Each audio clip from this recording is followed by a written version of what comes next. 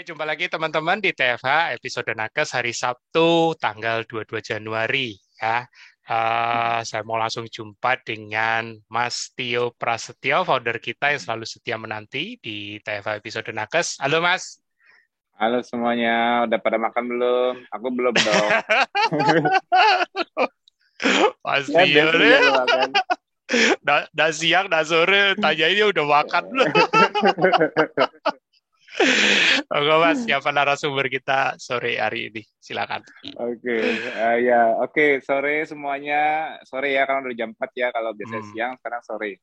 hmm, Karena Mas Franco, kebetulan narasumber kita, Mas Franco ada kesibukan di siang hari. Jadi kita untuk TFH kali ini kita geser ke sore hari di start hmm, jam 4. hmm, Insya Allah selesai jam 6 sebelum maghrib ya.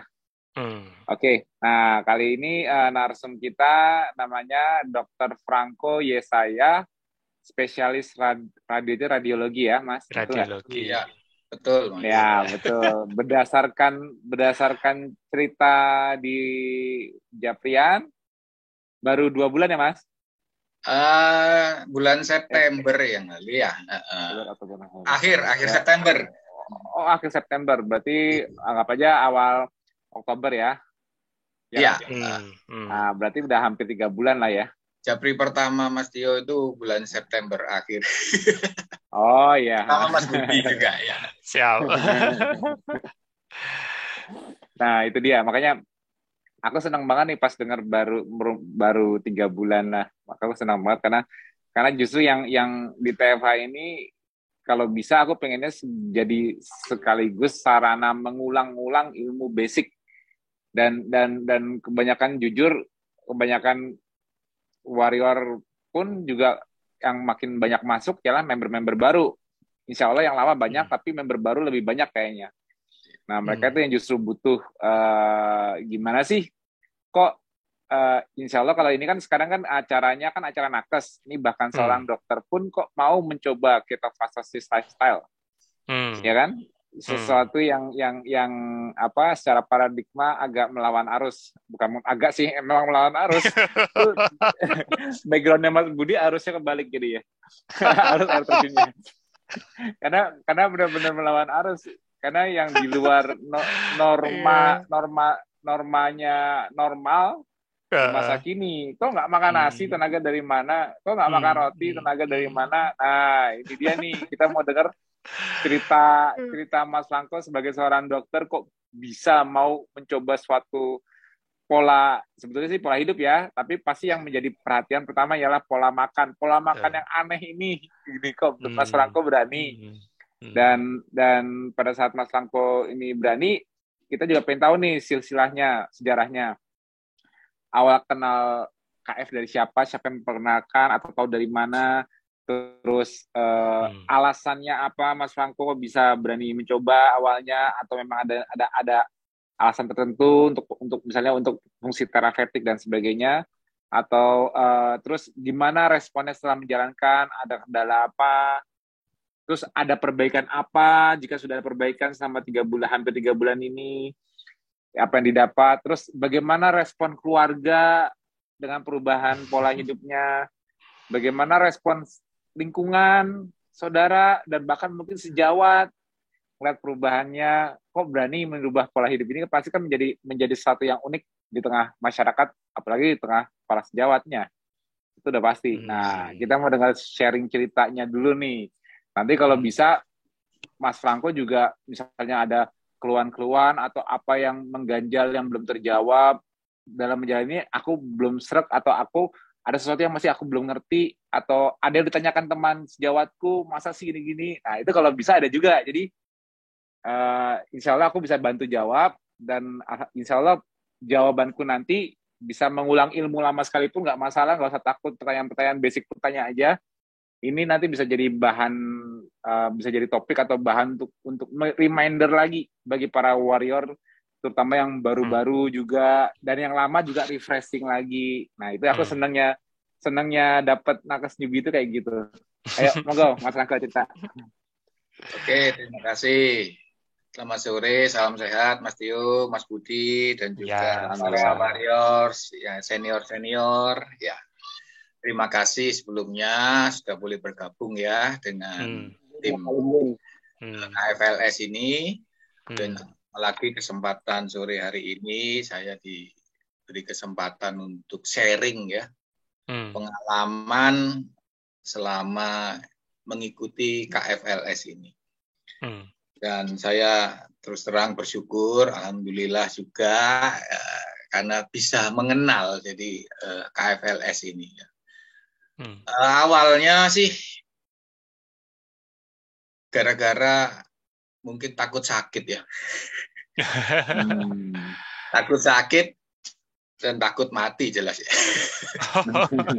Semuanya kayaknya. Karena tetangga ini sebelah, saya kan tinggal di rumah dinas di salah satu rumah sakit swasta di Kota Kediri.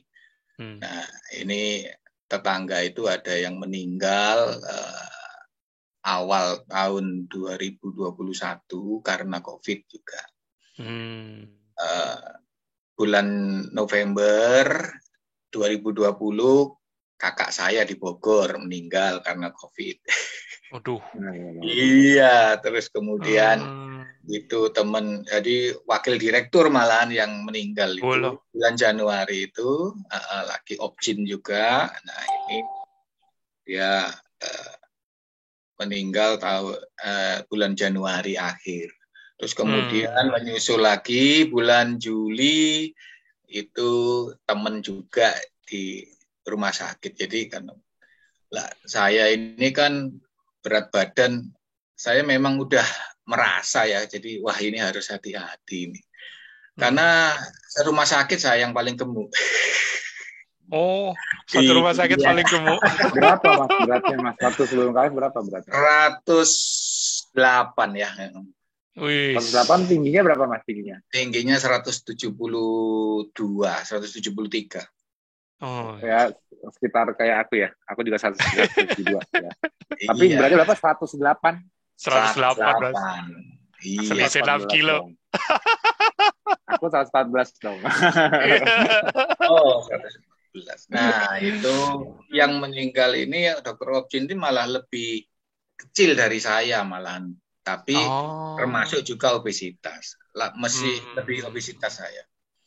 Nah, oleh karena itu ya kita kan selalu berdoa minta Tuhan beri kesehatan ya toh. Tapi saya berpikir lagi minta-minta melulu padahal kan udah dikasih gitu ya kan.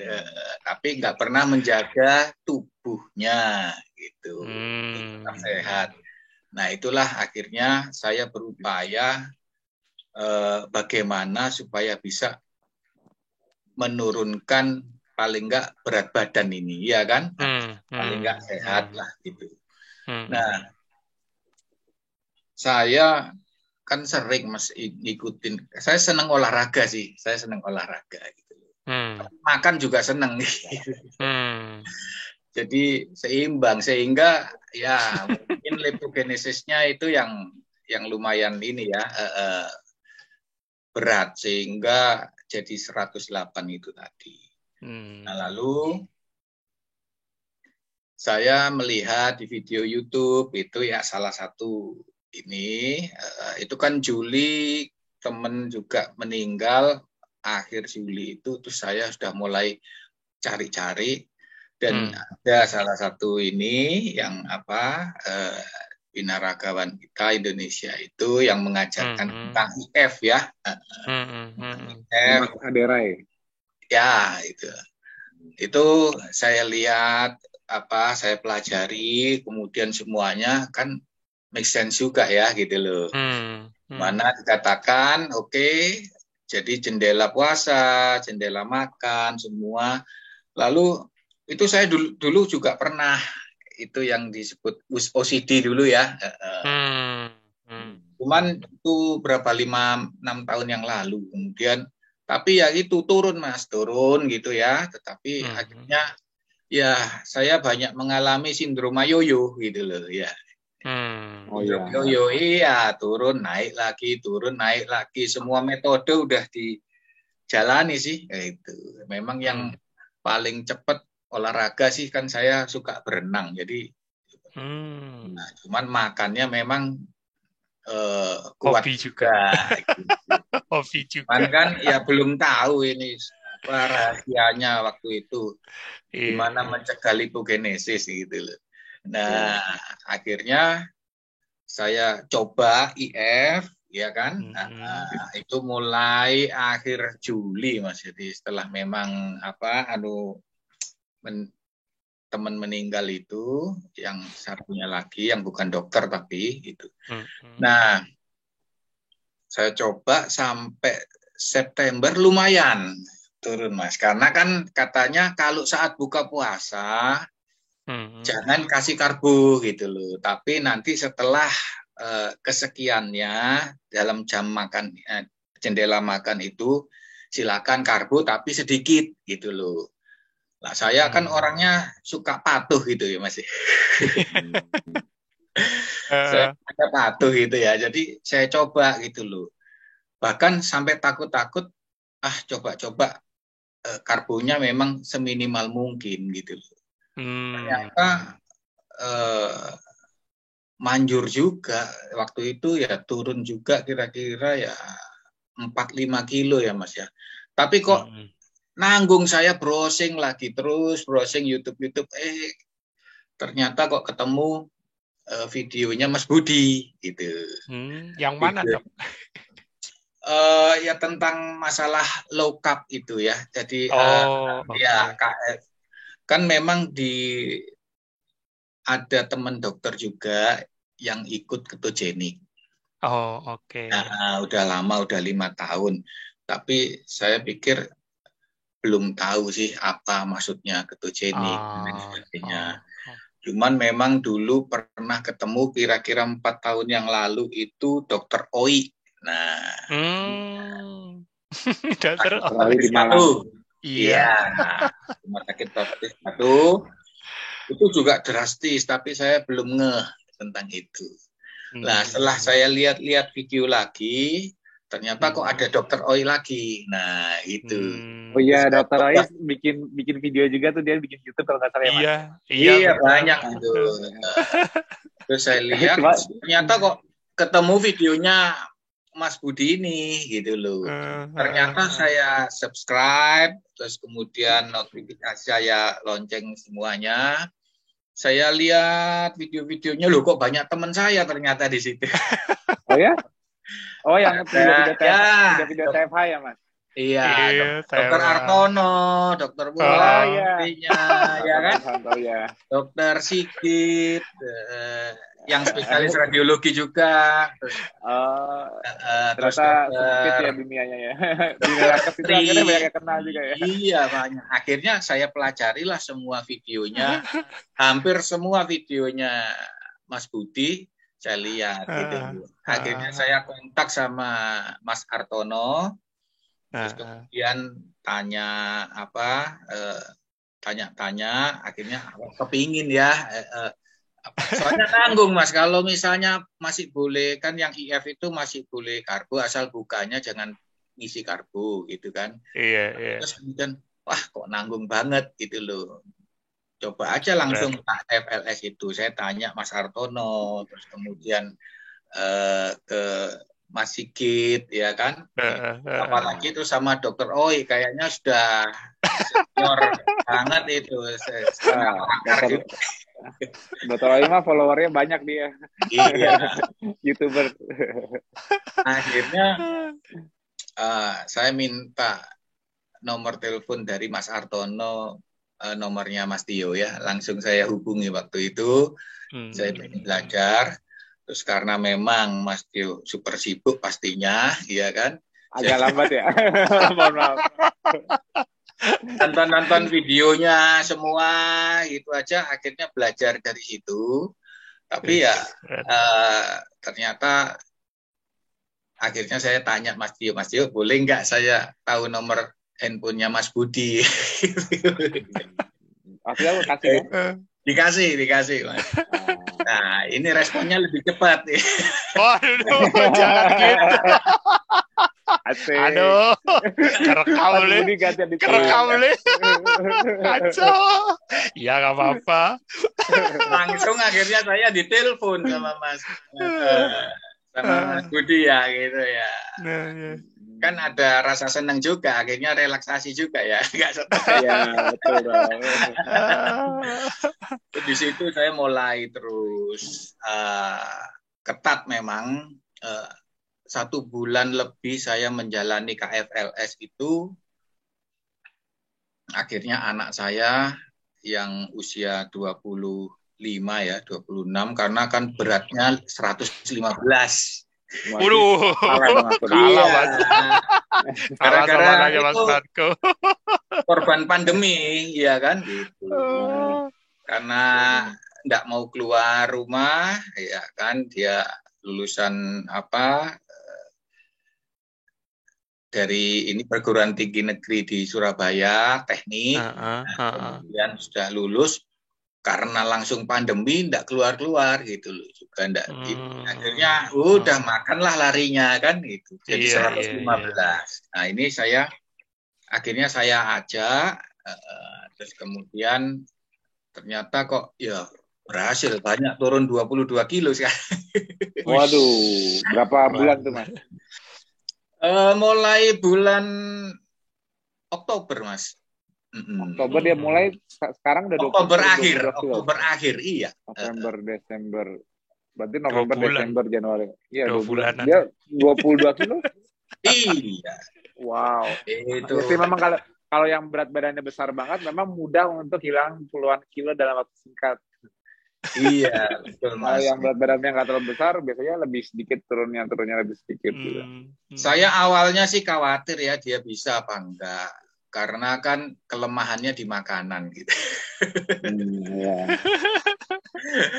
Karena saya pernah lihat dia berusaha ingin menurunkan berat badan dengan olahraga, tapi makannya juga nggak berhenti. Ya, bisa. Sehingga kayaknya dia hampir putus asa. Sudah dilakukan 1 bulan, kok nggak turun-turun ya gitu loh. Akhirnya saya suruh coba, ayo ikut papa gitu, ikut papa program ini. Nah, bersyukur juga istri saya, mamanya anak-anak itu ya mendukung ya, jadi juga pinter masak, pinter bikin kue. Wah, jadi mantap. Masaknya keto friendly semua, kuenya keto friendly ya, bikin brownies, bikin pizza keto friendly bisa. Waduh. Jadi anak ini nggak boring ya. Ini kayaknya calon bisa jadi calon vendor di Kediri nih kayaknya. Tapi kalau jago mendingan buka online juga deh. Jadi kalau Mario Kediri pada bermunculan udah ada anti cheatingnya, udah ada yang jago bikinnya. Nggak apa-apa, bikin aja di Kediri. Siapa tahu nanti di Kediri kan mulai di Kediri kita banyak nggak sih Mas? Pasti ada ya di Kediri Warrior. Ada sih, ada. Cuman sudah mulai ini yang teman yang ketogenik itu. Akhirnya kan selama ini dia merasa sendirian. Begitu saya ikut KFLS, dia juga ikut senang. Ternyata ada temennya gitu loh. Dia sudah menjalani 4 tahun loh lebih. Iya. Nah, cuman di rumah sakit, di lingkungan rumah sakit kan nggak ada teman. Akhirnya saya. Yang sepinya di rumah sakit ya. Iya, cuman di situ aja sih lingkungan rumah sakit. Mungkin kalau yang di luar rumah sakit mungkin banyak, tapi belum tahu ini. Tadi di komen Mas Sidik bilang katanya di Kediri banyak, malah ada WA grupnya di Kediri. Oh iya, nanti ya mungkin. Tuh boleh tuh ikut gabung ke WA grupnya tuh. Iya. Oke, banyak temannya di Kediri kalau lagi pada mau meet up gitu, kumpul.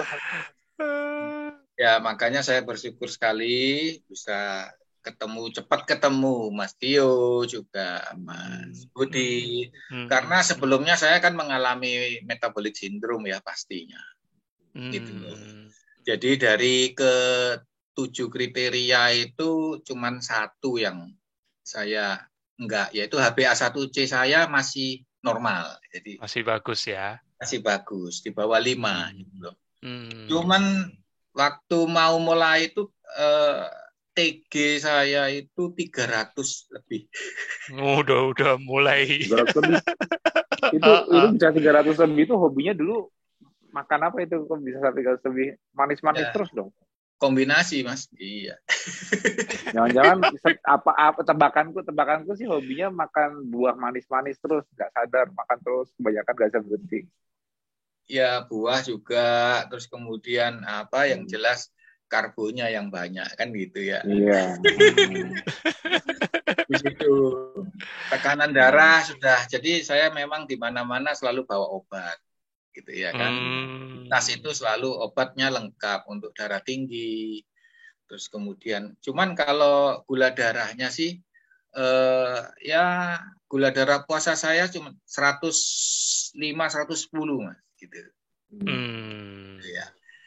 Cuman di lipid profilnya yang tinggi-tinggi semua gitu. Gula darah sebetulnya gula darahnya itu kelihatannya nggak tinggi-tinggi banget karena masih ketutup sama insulinnya yang tinggi. Makanya itu disebut namanya hyperinsulinemia. Jadi di awal-awalnya insulin resistan itu nggak ujuk-ujuk langsung insulinnya berkurang, justru malah insulinnya ketinggian. Jadi orang bisa punya gula darah kayaknya, kok gula darah saya normal-normal aja lah, malah mungkin di bawah 100. Malah mungkin sering hipoglikemi, sering di bawah 60, kalau nggak makan lemes langsung les gitu 60. Tapi yang nggak disadarin mereka ngeliat gula darah itu, mereka nggak tahu insulin itu udah tinggi banget. Nah, insulin yang tinggi banget itu menunjukkan bahwa tubuhnya sudah insulin resistan dan baru kelihatan. Akhirnya liver kerja keras menghandle respon insulin tadi itu untuk merubah apapun gulanya. Jadi gula di darahnya kelihatannya rendah, tapi sebetulnya gula itu sudah berubah dalam bentuk trigliserid. Ya. Liver yang berubah gulanya. Jadi di darah gulanya kesannya masih 100-an, tapi trigliseridnya yang hasil perubahannya udah lompat. Iya. Oh, Mas, jadi liver saya ya pastilah fatty liver yang moderate severe ya gitu ya. Oh, udah pernah dicek USG abdomen juga ya? Ya kan saya USG sendiri Mas kalau nggak ada. Oh iya lupa. Jadi sudah selesai pasien, kemudian saya USG sendiri. Nah itu, waduh ngeri juga akhirnya. Saya ngeri juga gitu. Gimana ya caranya ya gitu. Jadi ya itulah terus akhirnya dari kelima. Jadi tekanan darah tinggi, terus kemudian TG-nya pasti tinggi. Lingkar perut nggak usah tanya ya Mas ya. Jadi 115 ya kan sentimeter. Ya, terus kemudian itu memang gula darahnya mulai sih sebetulnya kan sudah 105 110. Jadi ya itu sudah ini ya mulai resisten ya itu sudah dia. Nah itu. Terus apalagi HDL Mas. Nah, HDL-nya rendah. Turun ya. Betul. Ya. LED-nya laju darahnya atau SR? LED atau SR-nya tinggi nggak? Inflamasi. LED-nya kalau yang saya sudah ikut KF normal Mas. Jadi, cuman yang sebelumnya tinggi. Sama teman saya nggak pernah dicek kan. Oh, CRP juga kan pernah dicek. Yang CRP. Konsultannya teman sendiri nih. Oh iya. Internis teman sendiri, nggak pernah dikasih LED gitu loh.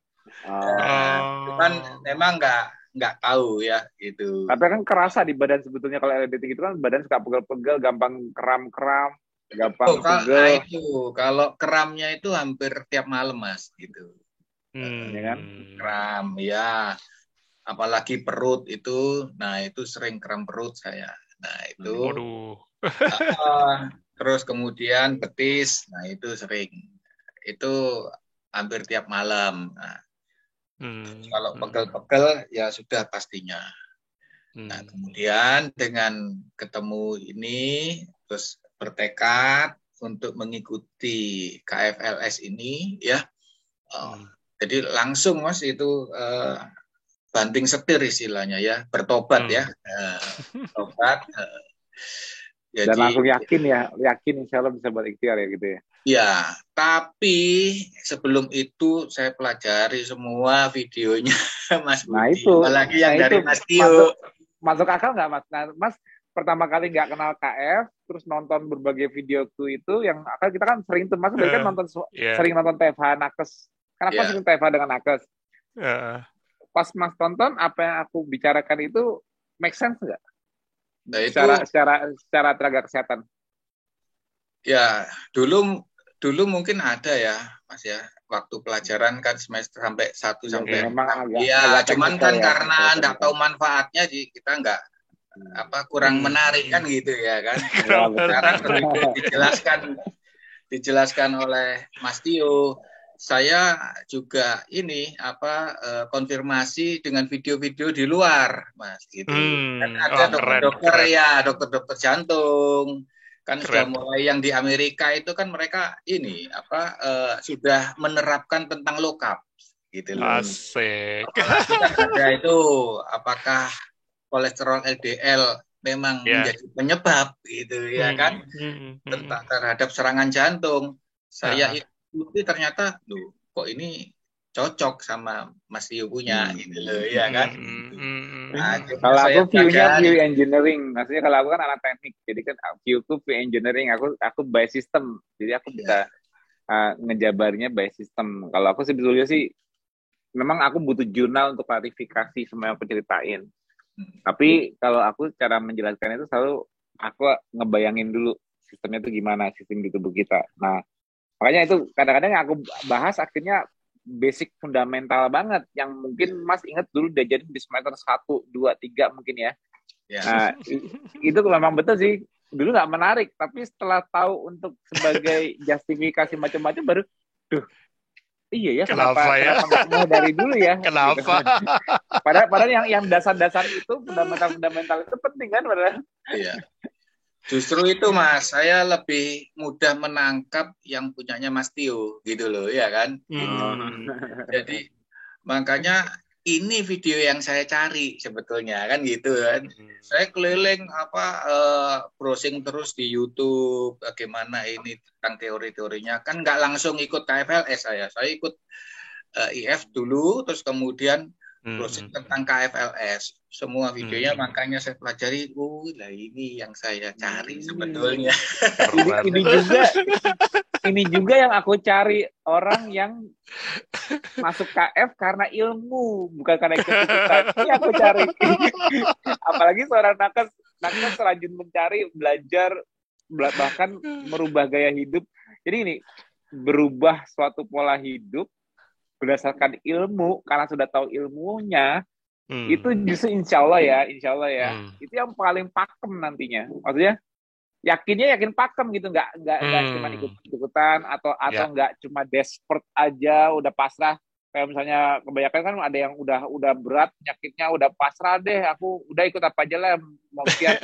Nah, tapi kalau Mas kan nggak, Mas juga ada prosesnya mencari, walaupun Mas memang untuk therapeutic use, maksudnya untuk perbaikan metabolic syndrome, tapi Mas nggak ujuk-ujuk KR, tapi nonton semua TFH buatannya Mas Budi. Nah ini yang aku bilang, kalau udah denger Mas itu testimoni kayak gini, aku merasa aduh, ternyata TFH kita nggak sia-sia Mas Budi. TFH kita ternyata nggak akan sia-sia Mas. Manfaat gitu. Apa yang kita lakukan saat ini pasti bermanfaat di lain hari oleh orang lain dan lain sebagainya. Jadi nggak pernah sia-sia gitu loh. Jadi makanya memang saya di dalam melakukan segala sesuatu itu harus ada dasarnya pemahaman. Jadi apa yang saya lakukan gitu harus paham dulu gitu loh. Nanti supaya kalau ditanya orang itu kenapa kamu lakukan ini, saya bisa menjawab. Gitu. Jadi reasonnya makanya keluarga ikut semua, karena keluarga bisa ikut semua karena Masnya juga udah ngerti duluan Mas orang tuanya, jadi gampang ngajak keluarga ya. Iya kan, anak saya kan yang kedua kan FK juga di Jember. Jadi saya sering diskusi. Keren. Apalagi masih ke sekolah, masih akses ke ilmunya masih banyak. Karena dia suka hobi nge-gym ya gitu, badannya bagus. Mantap, keren. Kalau yang kakaknya itu kan nggak begitu suka hobi olahraga gitu loh. Makanya 115. Kalau yang adiknya ini hobi ya? Memang hobi atlet ya gitu. Tapi kalau udah mengalami penurunan berat badan sebanyak 22 kilo gitu, semangat nge-gymnya pasti muncul nantinya. Kayak terus terang dia senang ya. Jadi dia senang karena yang lalu saya bilang, nah kamu dulu kan pernah hampir putus asa kan, gitu. Sekarang kayak ada harapan baru. Iya sekarang. Sekarang turun berat badan 22 kilo ya, itu luar biasa. Wow banget, ya kan. Nah, saya sekarang berat badan 78 Mas gitu. Wih, 30 kilo. 30 kilo hilang. Mantap. Lingkar 3 bulan tuh. Lingkar perutnya ya 88 ya kan. Wih. Terus jadi TG-nya kemarin ya seminggu yang lalu periksa 80 ya kan gitu. DL-nya 45 ya, 45.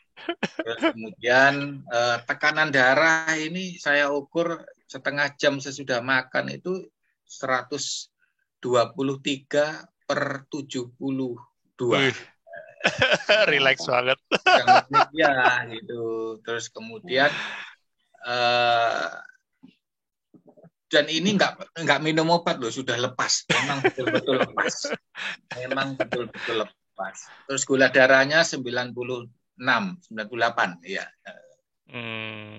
Gula darah puasa ya, Mas ya. Nah, itu karena di rumah sakit ini ya memang yang jadi jadi perhatian ya. Banyak yang pangling katanya.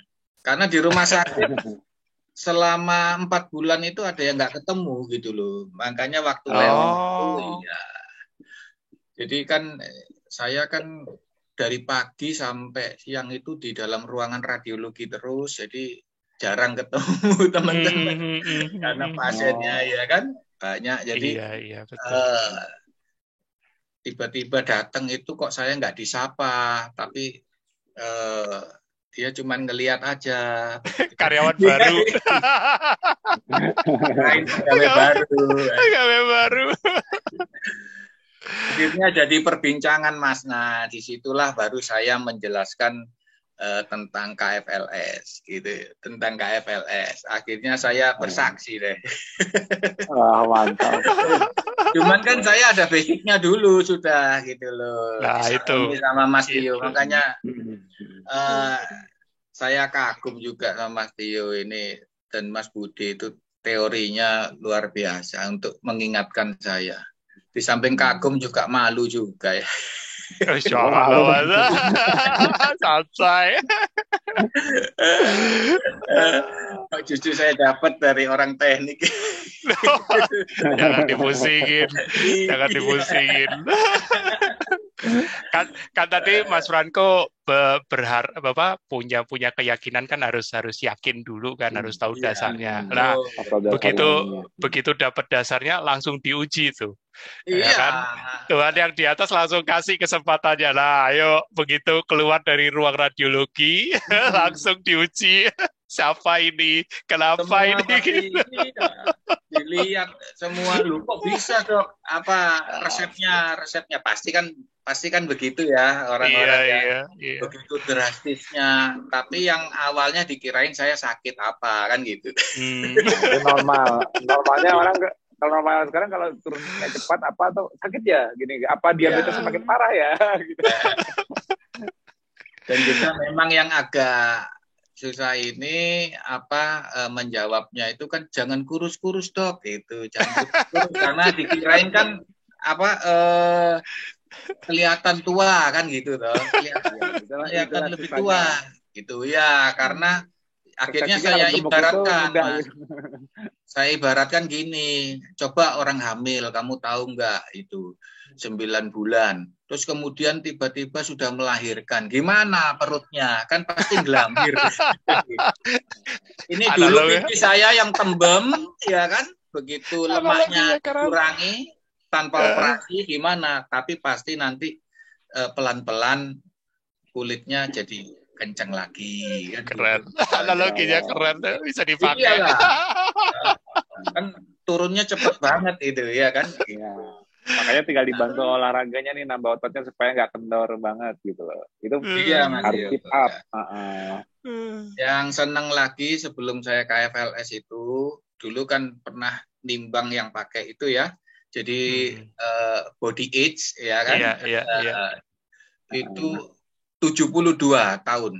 Setara dengan usia 72 tahun. Oh, dulu ya. Iya. Itu timbangannya namanya apa? Apa sih, aku penasaran tuh timbangannya ada body age. Yang punya aku tuh ada nggak sih Mas? Yang punya aku kan bioimpedance tuh yang buat body fat. Iya, ada fatnya berapa persen, terus kemudian ada ya? Ada nggak ada ya body age-nya. Mungkin istilahnya metabolic age, Mas. Mungkin loh ya istilahnya. Coba aku belum pernah lihat area gitu. Aku kalau lagi nimbang yang pakai yang punya aku itu yang ada pegangan bioimpedance tangan itu. Ya, itu Mas, ya. Mas dipegang gini juga ya? Ya, betul. Memang kan ada metalnya kan, itu nanti dia bisa pakai aplikasi. Ya. Nah, itu aku cuma lihat body fat percentage saja. Aku kemarin ini lagi mantau penurunan body fat percentage-ku, penurunannya dalam seminggu ini berapa, aku lagi mantau. Iya. Sengaja lagi ada itu. Mas Tio mau ke Disduk Capil mau minta umurnya lebih muda. Awal Januari tadi yang lalu saya ukur lagi, ternyata body age-nya menjadi 38 tahun. Wih.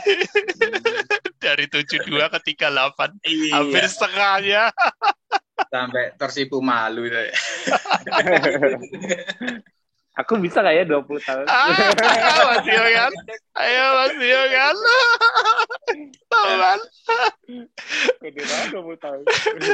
Mau kembali ke zaman ABG ya Mas ya.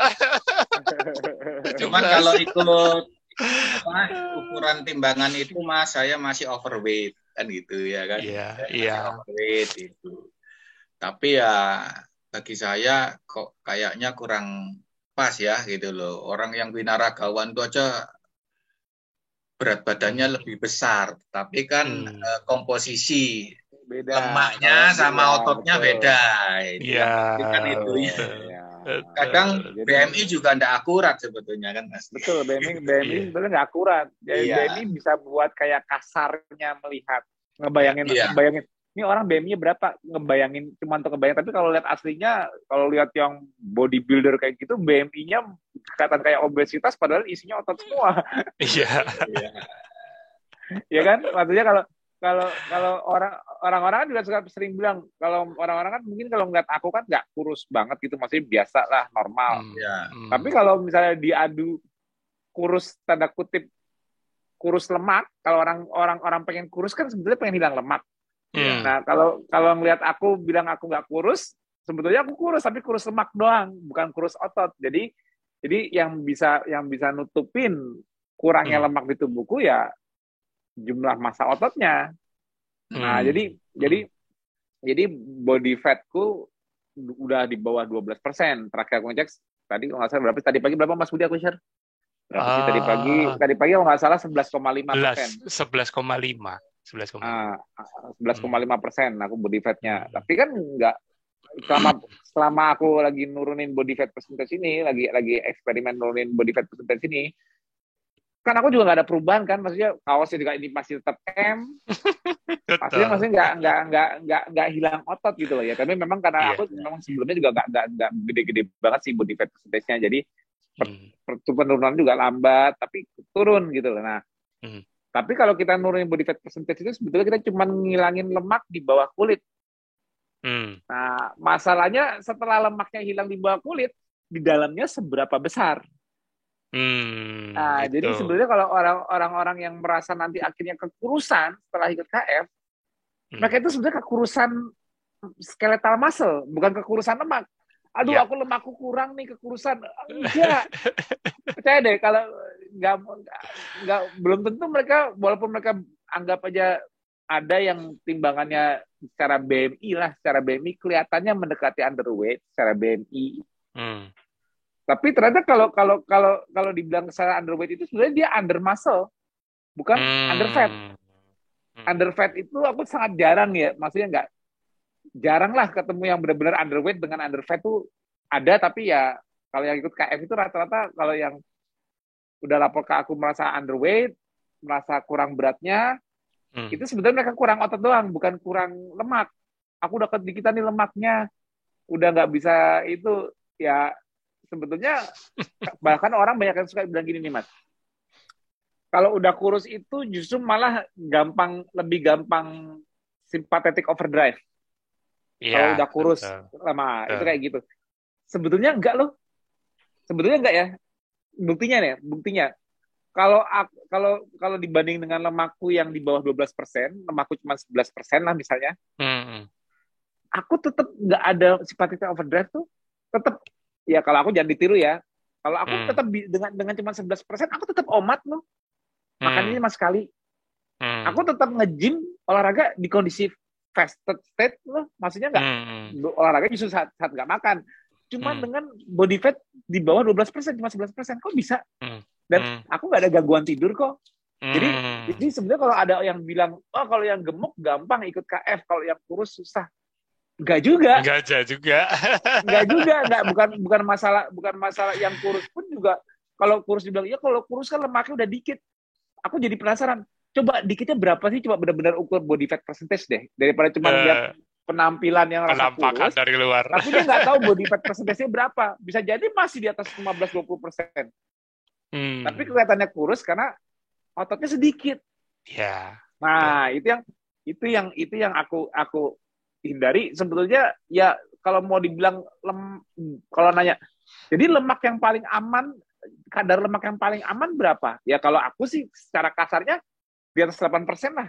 Aku pernah 8% lemaknya. Kadar lemaknya pernah sampai 8%. Aku belum pernah di bawah itu. Tapi kalau yang udah kontes, bodybuilder, itu bisa cuma 4-5%, di bawah 5%. Nah, itu memang di situ badannya pasti nggak enak. Kenapa?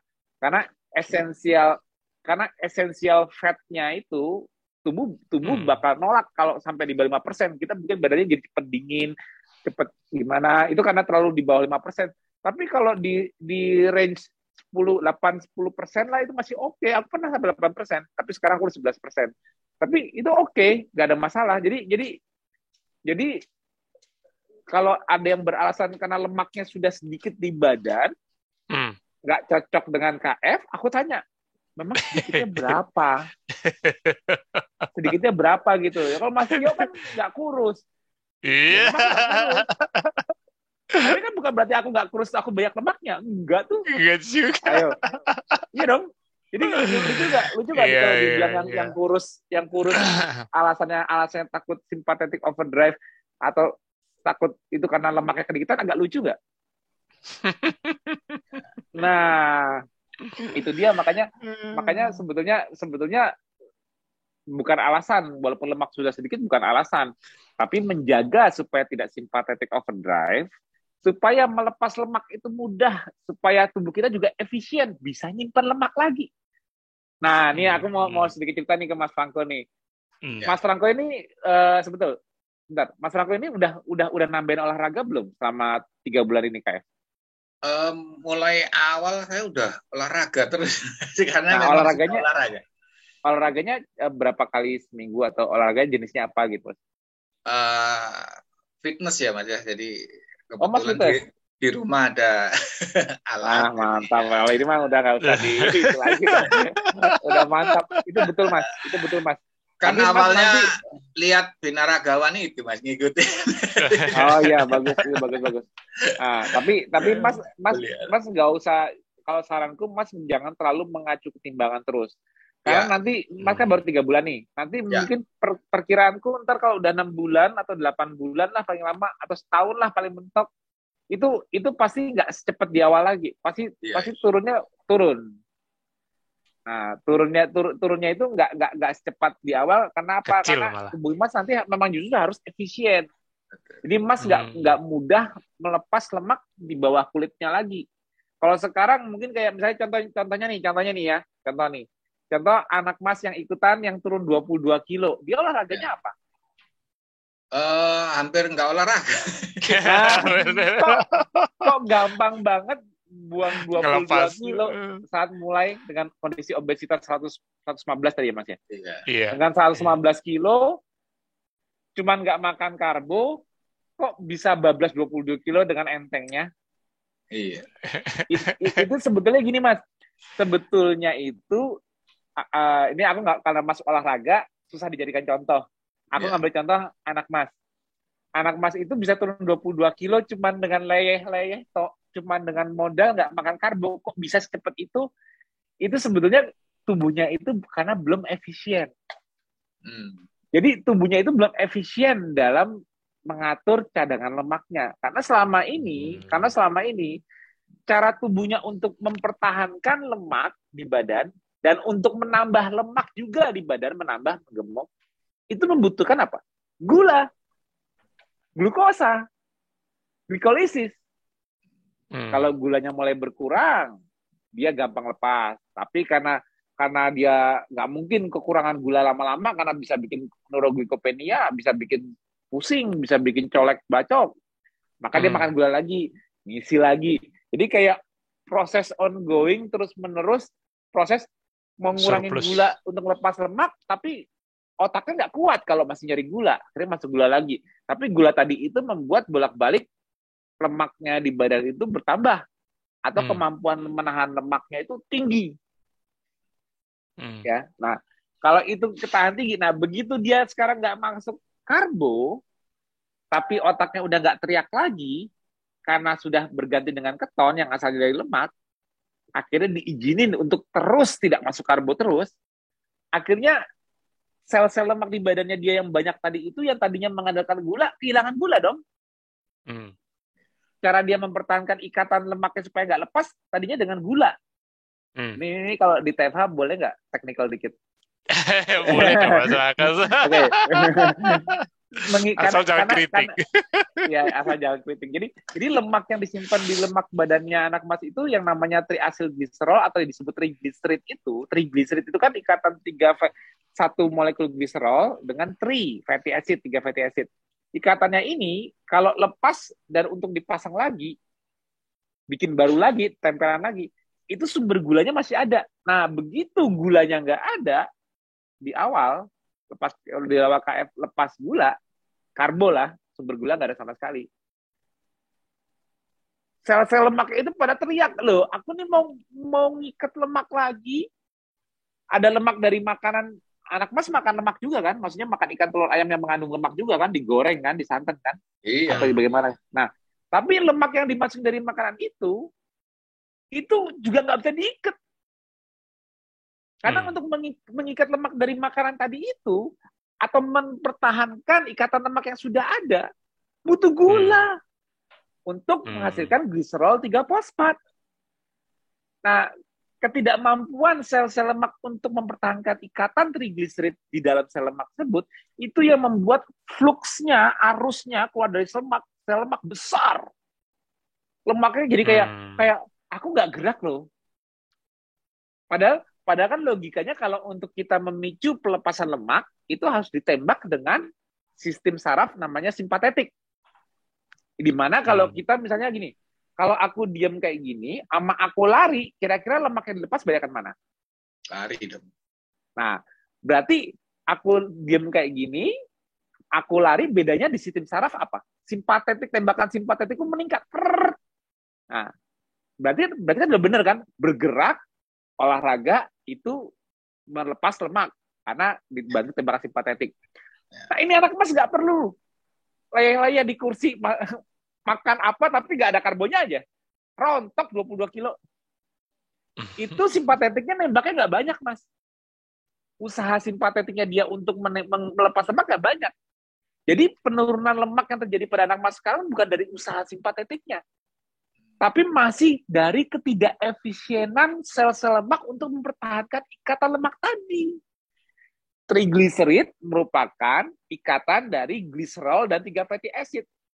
Nggak ada sumber untuk membuat gliserol nggak ada sumber ikatan gliserol 3-fosfat untuk mengikat fatty acid tadi dari gula, membuat lemak itu gampang lepas tanpa ditembak simpatetik untuk melakukan pemotongan lewat hormon sensitif lepas, ya, enzim lipase yang digunakan untuk memotong itu harus dimodulasi dulu oleh saraf simpatetik dengan demand bergerak misalnya, dia nggak perlu bergerak, berarti tembakan simpatetik rendah, tapi fatty acid cycling-nya, proses untuk mengikat, melepas, itu nggak efisien. Akhirnya apa?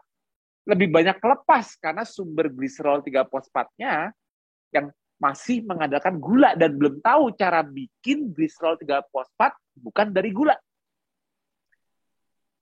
Itu yang membuat lossnya gampang. Tapi lihat, tujuan tubuh manusia saat sudah tidak dikasih karbo, ya, saat sudah tidak dikasih karbohidrat, berarti kan harus switch menjadi mesin pembakar lemak. Sepakat?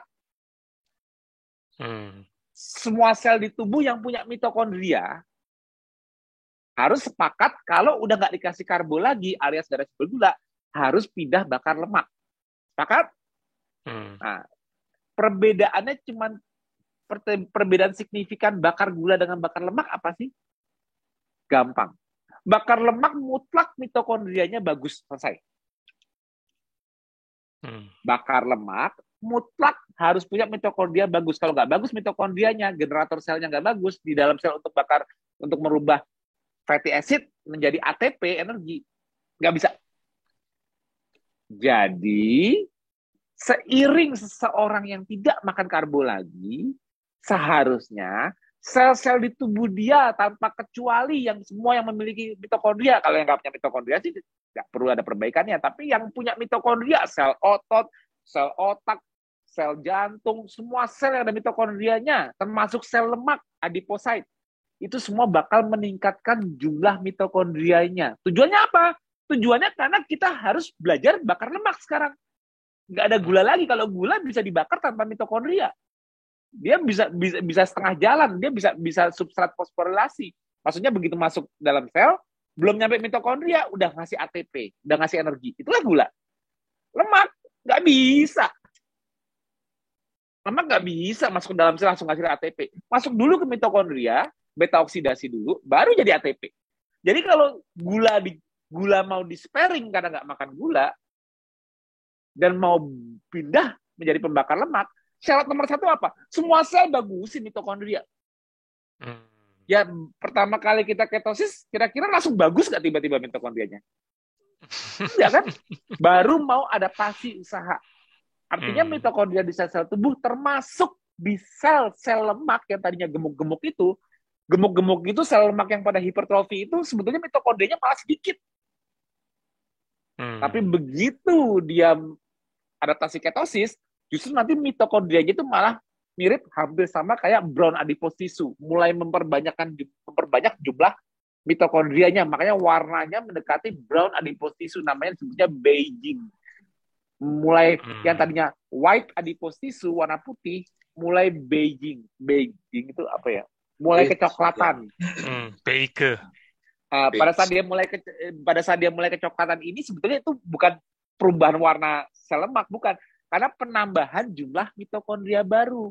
Makanya kalau jumlah mitokondrianya banyak banget ya itu udah jadi brown adipose tissue, itu sebagai penghasil panas, termogenesis.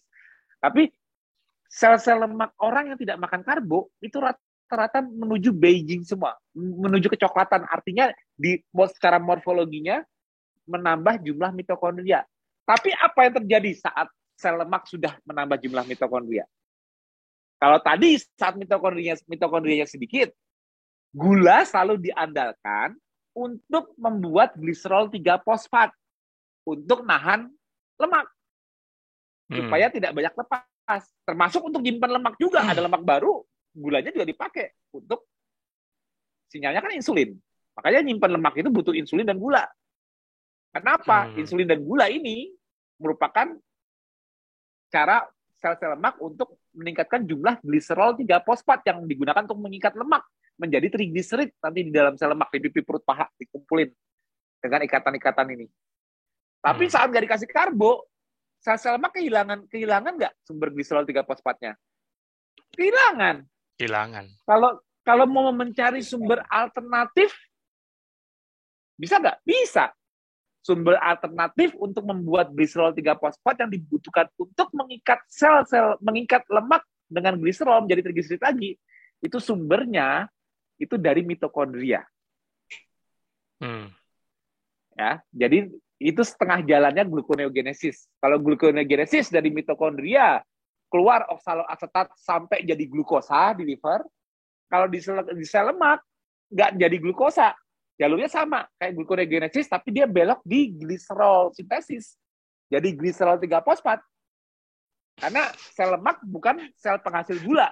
Dia nggak bisa melakukan full gluconeogenesis kayak liver. Inget, ya. Mas Franco buka-buka inget. Nah, jadi kan kalau yang bisa full menghasilkan gula, organnya kan cuma ginjal, liver, dan enterosit, sel pencernaan.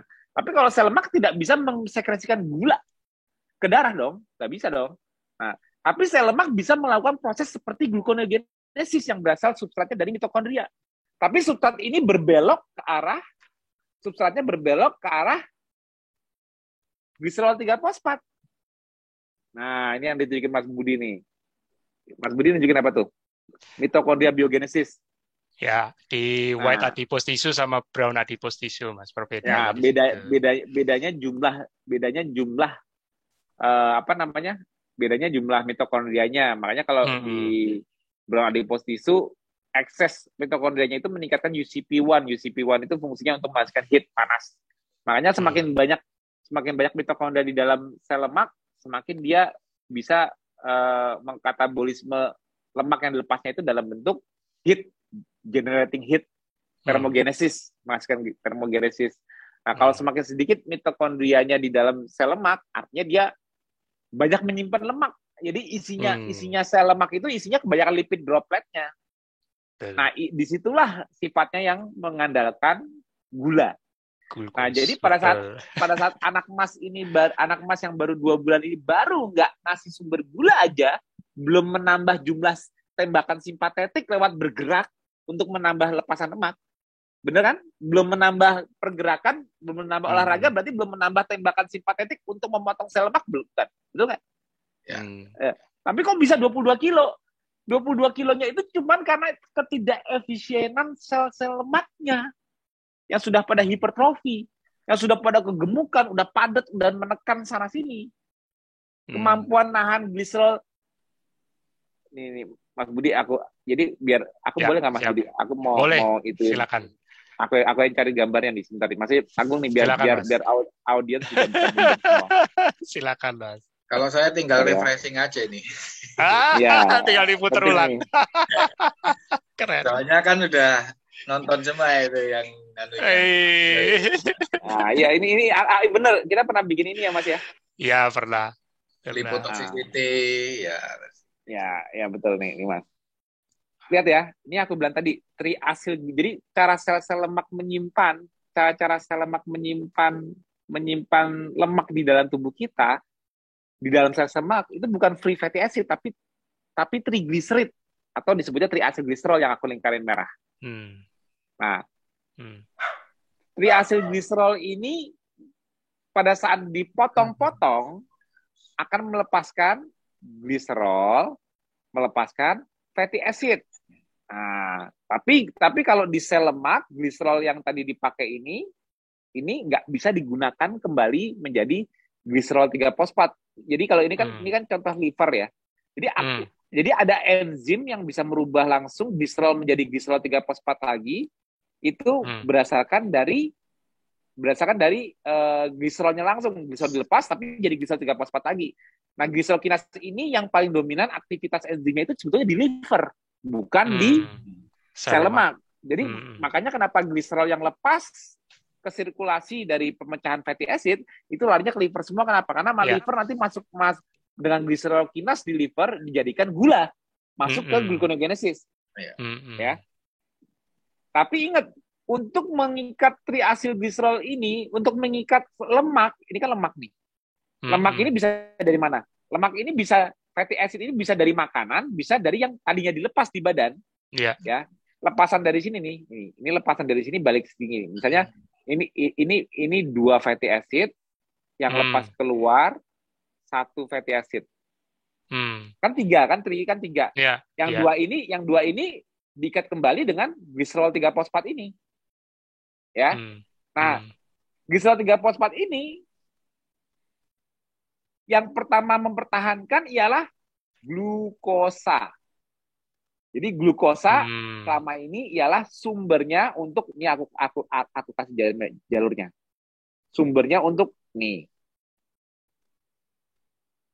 ke glycerol 3 fosfat. Ini yang utama, ya. Ini nggak perlu mitokondria.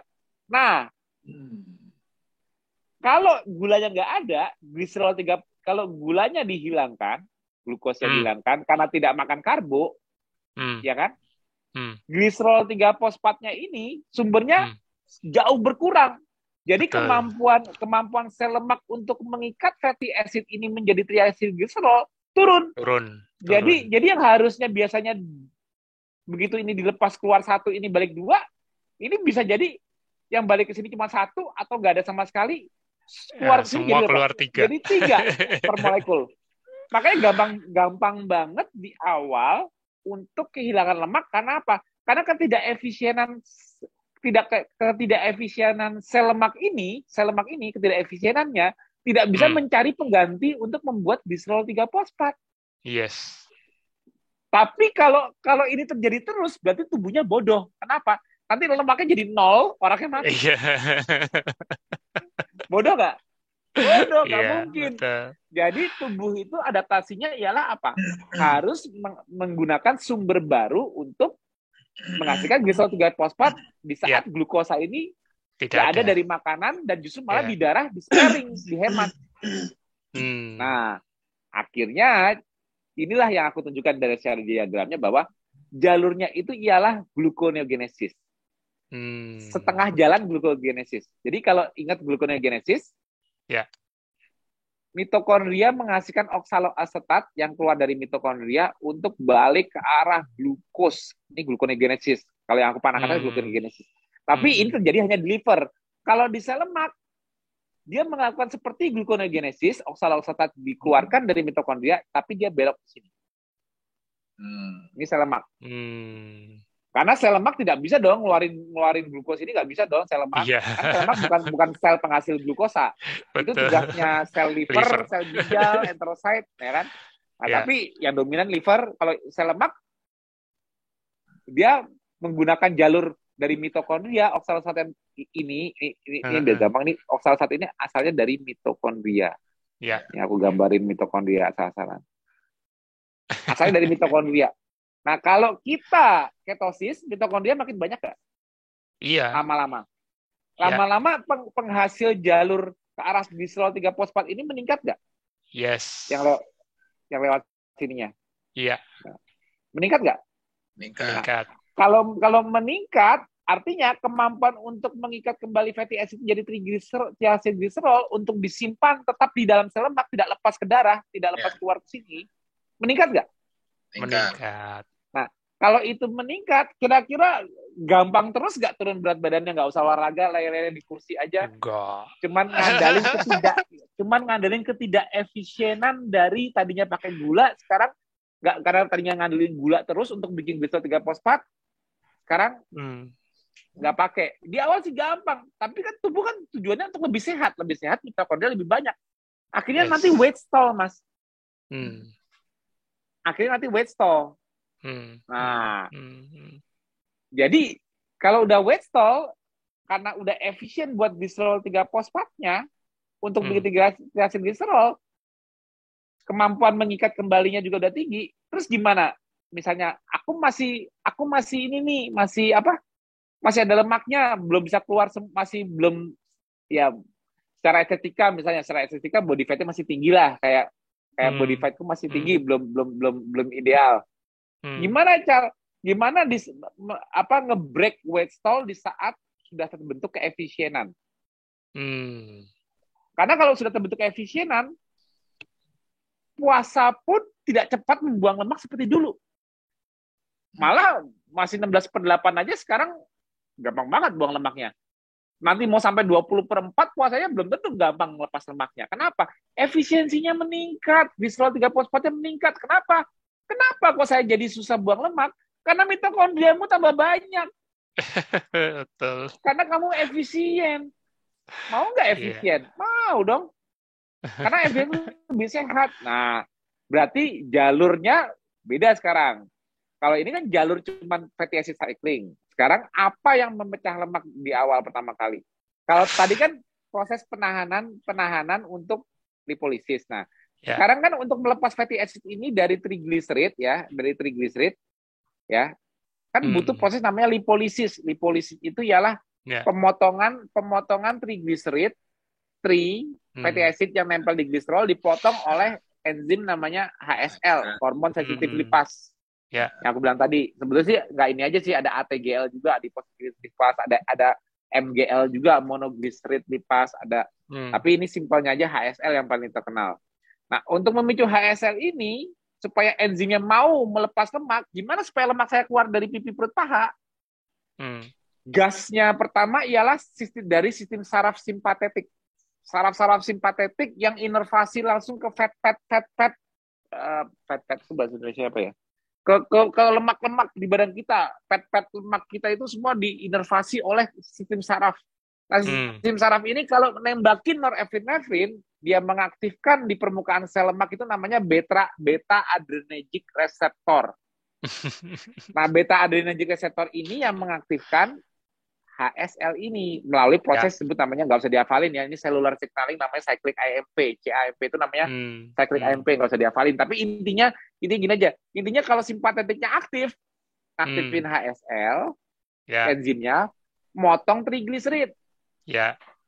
Motong trigliserid, fatty acid-nya keluar 1. Loh, tadi Mas katanya 3. Katanya 3. Kok cuma 1 yang keluar? Yang 2 kemana? Yang 2 diikat lagi jadi trigliserid lagi. Cycling. Caranya gimana? Dengan apa? Ingat nggak tadi? Glycerol neogenesis. Nah, tapi kalau tembakannya aku percepat gimana ke sini? Ya, berarti rasio motong lipolisis dengan rasio ngikat kembali pasti gedean motongnya dong. Iya. Lepas. Nah, akhirnya nggak bisa leyeh-leyeh, nggak makan karbo, lemaknya bablas terus. Ngimpi. Tapi nggak ngimpi. Kayak puji iklan. jadi akhirnya kamu harus bergerak. Harus pakai simpatetiknya, harus olahraga, harus pakai untuk melepas lemak. Nggak kesannya kayak nyantai. Makanya aku paling nggak, kalau orang yang mempromot keto dengan cara nggak usah ngapa-ngapain, nggak makan karbo aja lu fat cepat, oke, itu benar, itu nggak bisa dibohongin, itu the wonder of keto, nggak makan karbo kok bisa, percaya nggak mampu? Iya. Belum tentu orang-orang di luar negeri pun yang promot diet keto ngerti cara jelasinnya kayak aku, belum tentu, aku jamin. Karena mereka taunya asal diet keto lu lemak terus gini, kalau kurang tambahin apa lagi, pokoknya banyakin lemaknya apanya, mereka kebingungan, mereka juga nggak ngerti kenapa ya kok di awalnya keto gampang turun tapi kok setelah itu stall. Belum tentu mereka bisa menjelasin secara engineering view kayak aku gini. Tapi usia berpengaruh nggak, Mas? Berpengaruh dong, sangat dong, berpengaruh dong. Jadi gini, kalau untuk tembakan simpatetiknya keluar tapi enteng, jelas usia pengaruh. Yang muda lebih gampang. Iya dong. Ya jujur, Mas walaupun olahraga, begitu anak Mas yang umur masih 20-an tahun tadi itu tiba-tiba dia ikut olahraga juga, walaupun nggak selama Mas olahraganya, aku jamin kemampuan dia nambahin tesnya lebih cepat dia daripada Mas. Ayo. Nggak bisa dibohongin, walaupun sekarang dia nggak mampu seperti Mas karena nggak pernah olahraga sama sekali. Tapi kalau begitu dia mulai, adaptasi dia untuk menjadi lebih kuat secara dari latihannya cepetan mana kira-kira Mas? Dia kan? Nah, itulah jadi kemampuan menggunakan simpatetiknya, kemampuan menggunakan sistem saraf simpatetiknya untuk membuang lemaknya nanti dengan pada saat dia menambahin olahraga, tetap lebih enteng dia daripada Mas. Umur pengaruh, itu nggak bisa dibohongin karena sistem saraf pun juga mengalami aging dong. Iya dong? Betul. Nggak mungkin nggak. Jadi pasti Mas bisanya cuma misalnya ngegas, kalau aku karena udah berumur, aku ngegasnya sampai 4.000 RPM. Anak Mas bisa menggunakan sampai 5.000, 6.000 RPM tapi nggak dol, nggak overdrive. Misalnya. Tapi kalau Mas, kalau aku terlalu ngoyo, kecapean, aku malah gasnya nanti jadi berat besoknya. Artinya itu sympathetic overdrive. Nah, jadi kapasitas untuk menggunakan sistem saraf simpatetik untuk mempercepat pengeluaran fatty acid yang sudah melambat. Nah, simpatetik ini digunakan untuk melepas lemak digunakan saat kapan? Saat kita nggak makan apa-apa tuh jendela puasa, kita pakai simpatetik nggak? Pakai. Ya kan? Pakai. Nggak mungkin dong kayak aku gini. Walaupun aku sekarang hari ini misalnya ini lagi nggak olahraga sekarang, tapi nggak mungkin dong di kondisi aku belum makan apa-apa, aku nggak pakai simpatetik untuk lepas lemak. Kalau nggak, aku gimana bisa mikir sekarang? Simpatetik itu tetap dipakai nggak untuk lepas? Bedanya kalau kondisi sambil duduk cerita di TV kayak gini, ya nggak bakal seperti aku lagi di gym penggunaan sistem saraf simpatetiknya. Pasti lebih ringan sekarang karena kebutuhan lemak terbesarnya kan tadinya kan kalau untuk di gym kan skeletal muscle. Kalau sekarang kan mungkin cuma untuk energi secara resting, ini kan sebetulnya aku duduk ini kan resting kan, dan buat mikir doang paling nggak banyak yang dikeluarkan, tapi aku tetap pakai simpatetik karena aku belum makan. Nah nanti kalau aku sudah makan, fatty acid-nya ini bisa aku bagi. Ngerti nggak? Sekarang aku sudah menggunakan simpatetik neuron untuk mengeluarkan fatty acid dari lemak di badanku untuk kebutuhan apapun yang aku lakukan sekarang. Karena aku sedang di jendela puasa. Kalau aku di jendela puasa plus olahraga, benar-benar naikin keluar lagi pemakaian simpatetik ini untuk mengeluarkan fatty acid lebih ini, banyak. gitu nggak? Nah, tapi kalau aku sudah makan, nah tergantung. Kalau di makananku ada lemak, bener dong? Menyumbang. Fatty acid yang datangnya dari makanan membuat kebutuhan simpatetik ini tetap tinggi nggak? Nggak dong? Nggak perlu. Ini fatty acid dari makanan nih aku baru gambar. Iya. Masuk dari Jadi usus. kalau kita begitu kita makan ikan, telur, ayam yang berlemak, ada lemaknya, kenapa kita jadi kayak enteng, badannya rileks? Karena apa? Karena menurunkan kebutuhan untuk menggunakan simpatetik melepas lemak. Karena fatty acid yang dibutuhkan ini untuk dipakai sebagai sumber energi maupun sumber keton sudah digantikan oleh fatty acid dari makanan. Kalau kita fatty acidnya kurang, misalnya kebutuhan netnya 100, dari makanan itu cuma masukin misalnya 50, ya 50 lagi masih dipenuhi dari dalam, dari sel lemaknya. Dari sel lemak. Benar nggak? Ya kan? Matematikanya gampang nggak? Udah kayak buku tabungan, Mas. Nah, jadi kalau kita jadi gini, tinggal geser aja. Kalau kita sudah menjadi mesin pembakar lemak, geser aja. Kalau aku jadi puasa, aku bisa bakar lemak dari sini nih, dari adipose tissue. Karena aku punya lemak banyak. Betul. Nah, kalau aku udah makan, lemak di makanan gimana? Bisa aku bakar. Iya. Karena aku mitokondria pada bagus, bisa bakar lemak. Betul. Nah, itu dia. Jadi fat burning itu artinya kemampuan bakar lemak di jendela puasa maupun jendela makan. Dua-duanya bisa bakar lemak untuk fuelnya. Kalau proteinnya kan untuk bahan baku. Untuk perbaikan otot apa bahan baku, tapi untuk fuelnya, untuk energi.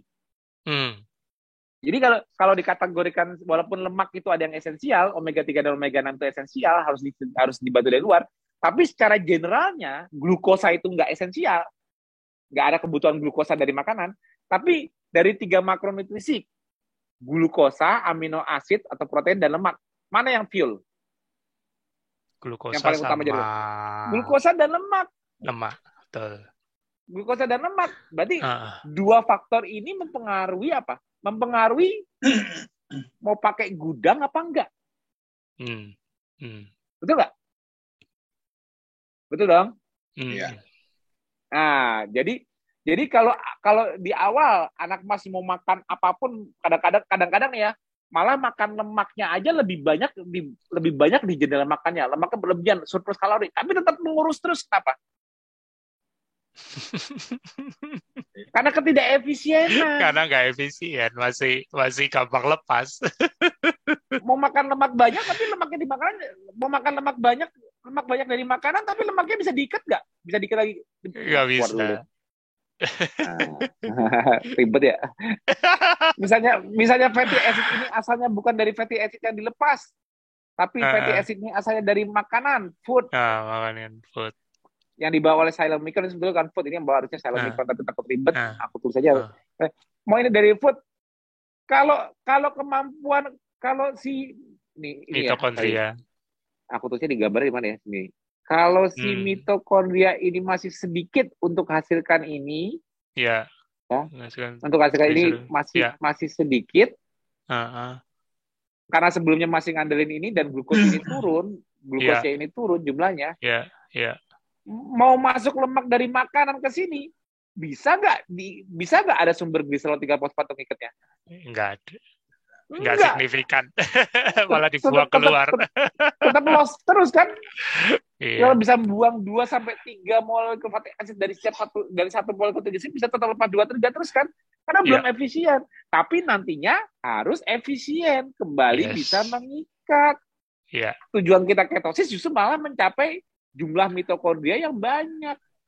Genesis. Nah kalau udah kayak gini saya rugi dong Mas, nggak bisa gampang lepas lemak lagi. Kenapa rugi? Lu aja yang malas bergerak pengennya gratisan lepas lemak.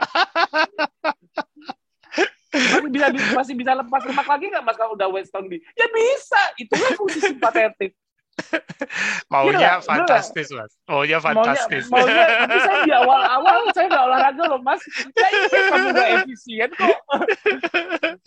Mas, jadi tidak efisien itu ini ya Mas ya. Tidak efisien itu maksudnya mitokondrinya belum banyak gitu ya. Iya betul. Jangan-jangan nanti ada warrior yang minta gimana ya supaya nurunin mitokondria lagi. Aduh.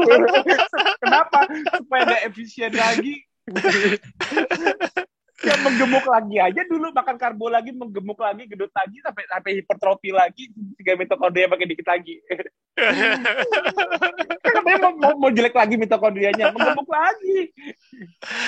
Nanti menggemuk lagi, nanti baru keto lagi, nanti kamu gampang lagi.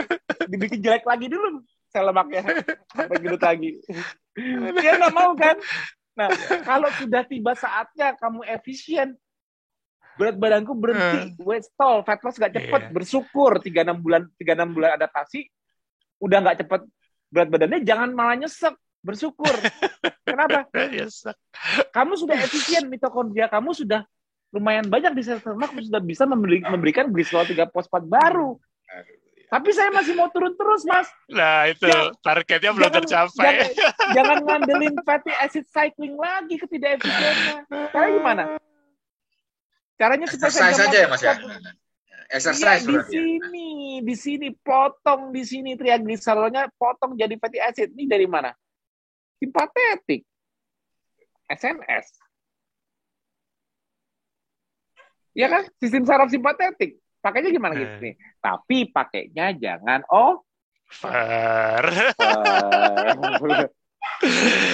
ya kan di tema-tema sebelumnya kan udah pernah jelasin mengenai simpatetik overdrive apa. Kapan secara sirkadian kita cocoknya pakai simpatetik? Pakai sistem stres kita untuk bergerak olahraga. Aku tanya, puasa itu pakai simpatetik nggak? Pakai banget. Ya kan? Olahraga pakai simpatetik nggak? Pakai. Berpikir keras, stres, pakai simpatetik nggak? Pakai. Pasti pakai. Pusat kendali. Justru kalau pakainya terlalu over, yang terjadi malah adaptasi. Tadinya udah bagus adaptasi, mitokondria tambah banyak, pengen maksa ngelepasin dengan cepat, pengen cepat dulu lagi, akhirnya olahraganya over, misalnya sampai overtraining syndrome, misalnya, ya dengan simpatetik over, ya malah jadi penyakit, malah kemana-mana efeknya kalau simpatetik overdrive. Tekanan darah jadi naik, gula darah jadi naik lagi karena gluconeogenesis berlebihan, malah sistem RAS di ginjal meningkat, malah darah jadi bisa mengental, trombosis karena RAS-nya tinggi, laju filtrasi malah bisa turun di ginjal karena simpatetiknya nembak terus ke ginjal, malah bisa memicu inflamasi sistemik, LED-nya naik lagi kalau kelebihan simpatetiknya nggak turun-turun. Malah buat pembuluh darah malah rentan kerusakan sehingga mau nggak mau harus ditambal dengan kolesterol yang ujung-ujungnya kalau selalu nambal jadi gundukan. Ingat nggak TFA kemarin akhirnya jadi penyumbatan. Cuma gara-gara simpatetik ketinggian. Yes. Nah supaya simpatetik nggak ketinggian gimana Mas? Saya jadi takut olahraga nih.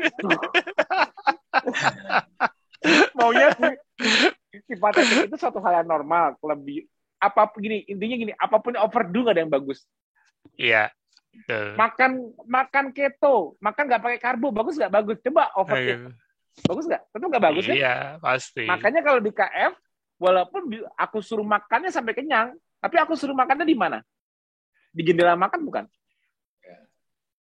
Di jendela makan, bukan all you can eat every day, kapanpun, makan 10 kali sehari, tiap jam makan, nggak gitu kan ngomongnya. Di jendela makan. Kalau makan, kenyang, terutama di akhir hari. Kenapa? Karena kamu butuh tidur. Mendingan kamu makan, kalau kamu nggak butuh tidur, kamu masih aktif fisik, makan. Gak usah kenyang-kenyang. Kenapa? Kalau kenyang kamu lemes, nggak bisa gerak lagi. Terus, makan kenyangnya kapan? Kamu kalau nggak mau gerak, berarti kamu mau ngapain? Istirahat. Kalau udah mau istirahat, mau ngapain? Tidur. Ya udah, akhir hari makan kenyang. Sampai belenger, tidur. Nah, gitu kan? Ada pembatasannya udah diatur di jendela makan seperti itu. Udah santai. Nggak perlu ngitung-ngitung kalori, enggak. Kenyangnya, dengarkan, kamu kenyang ya, udahlah. Saya paksain mas, muntah. Ya, mubazir kalau muntah. Dia sampai muntah. Tapi juga pastikan tidurnya bagus. Kenapa? Kalau tidurnya nggak bagus, tapi saya udah lapar nih mas pagi-pagi. Ya iyalah, tidur kamu nggak bagus. Didiemin terus, lama-lama saya nggak nafsu makan. Ya iyalah, tidur kamu nggak bagus. Akhirnya sensor di tubuh kita jadi nggak sensitif, tahu kapan lapar dan tahu kapan berhenti. Kenapa? Karena sistem pencernaannya kalau simpatetiknya ketinggian, sistem pencernaannya dibikin nolak. Karena untuk menggunakan sistem pencernaan, sistem saraf yang digunakan lawannya simpatetik, yaitu apa? Parasimpatetik atau vagalton atau disebut relax. Kalau simpatetik itu ialah sistem stres, parasimpatetik sistem relax. Yes. Jadi kalau mau makan gimana mas biar optimal? Ya relax dulu. Fasting, moving, stress kan? Mau makan, relaxing dulu. Makanlah, feeding. Habis feeding gimana? Lemas. Sleeping dong. Besok bangun segar, simpatetiknya udah enteng gasnya, baru fasting lagi, moving lagi. Semuanya saling menyatu. Lingkaran 24 jam itu saling bahu-membahu membentuk pola. Jadi yang pesan buat Mas Franco dan juga nanti disampaikan ke anaknya. Ya. Kalau Mas Franco mungkin udah insya Allah 5 pilar udah jalan, udah nge-gym apa-apa. Tapi anaknya yang mungkin belum ikut nonton dan dia baru lagi kegirangan 22 kilo cuma dengan ganti-ganti remote depan sofa udah turun 22 kilo. Sarankan jangan diteruskan. Tetap pelan-pelan belajar menggunakan fisiknya. Kenapa? Karena kehebatan ketosis itu satu. Sebetulnya nggak perlu ajarin loh. Sebetulnya 5 protokol itu nggak perlu ditulis loh. 5 pilar protokol. Kenapa? Karena semua orang nih, kalau sekarang aku interview Mas Franco nih. Mas Franco jujur, begitu ketosis, begitu sudah enak masuk ketosis adaptasi, Mas Franco kalau bangun pagi seger nggak? Kok seger ya Mas ya? Nah, kok seger? Cepet lapar nggak? Begitu bedanya. Kan Mas udah nyoba dulu ada OCD, udah ada apalah diet, tapi bedanya kalau sudah ketosis saja. Mas nah, kalau itu bedanya Mas. Kalau dulu OCD, saya pernah ngerjakan pasien, tengah-tengah jam 10 itu gemeter, ya kan? Karena kan masih masuk gula nih. Nah, terus sampai saya berhenti periksa pasien karena saya takut kalau pingsan kan malu-maluin kan, iya kan? Gitu. Masa periksa pasien terus pingsan gitu ya kan? Jadi saya sampai takut. Tapi setelah saya ini, nggak tahu apa yang disebut mungkin ketosis itu tadi, ya.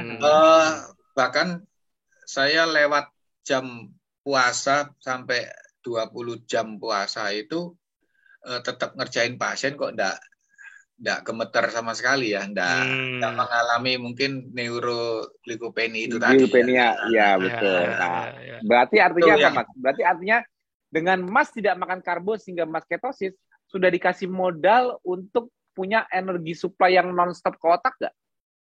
Ada. Ya keton itu kan. Keton. Ya, makanya akhirnya untuk Mas telat makan lah, anggap aja biasanya tadi sarapan, nggak sarapan, untuk telat makan mudah apa susah? Telat makan ya Sus, mudah. Mudah, karena ketosis. Sulit.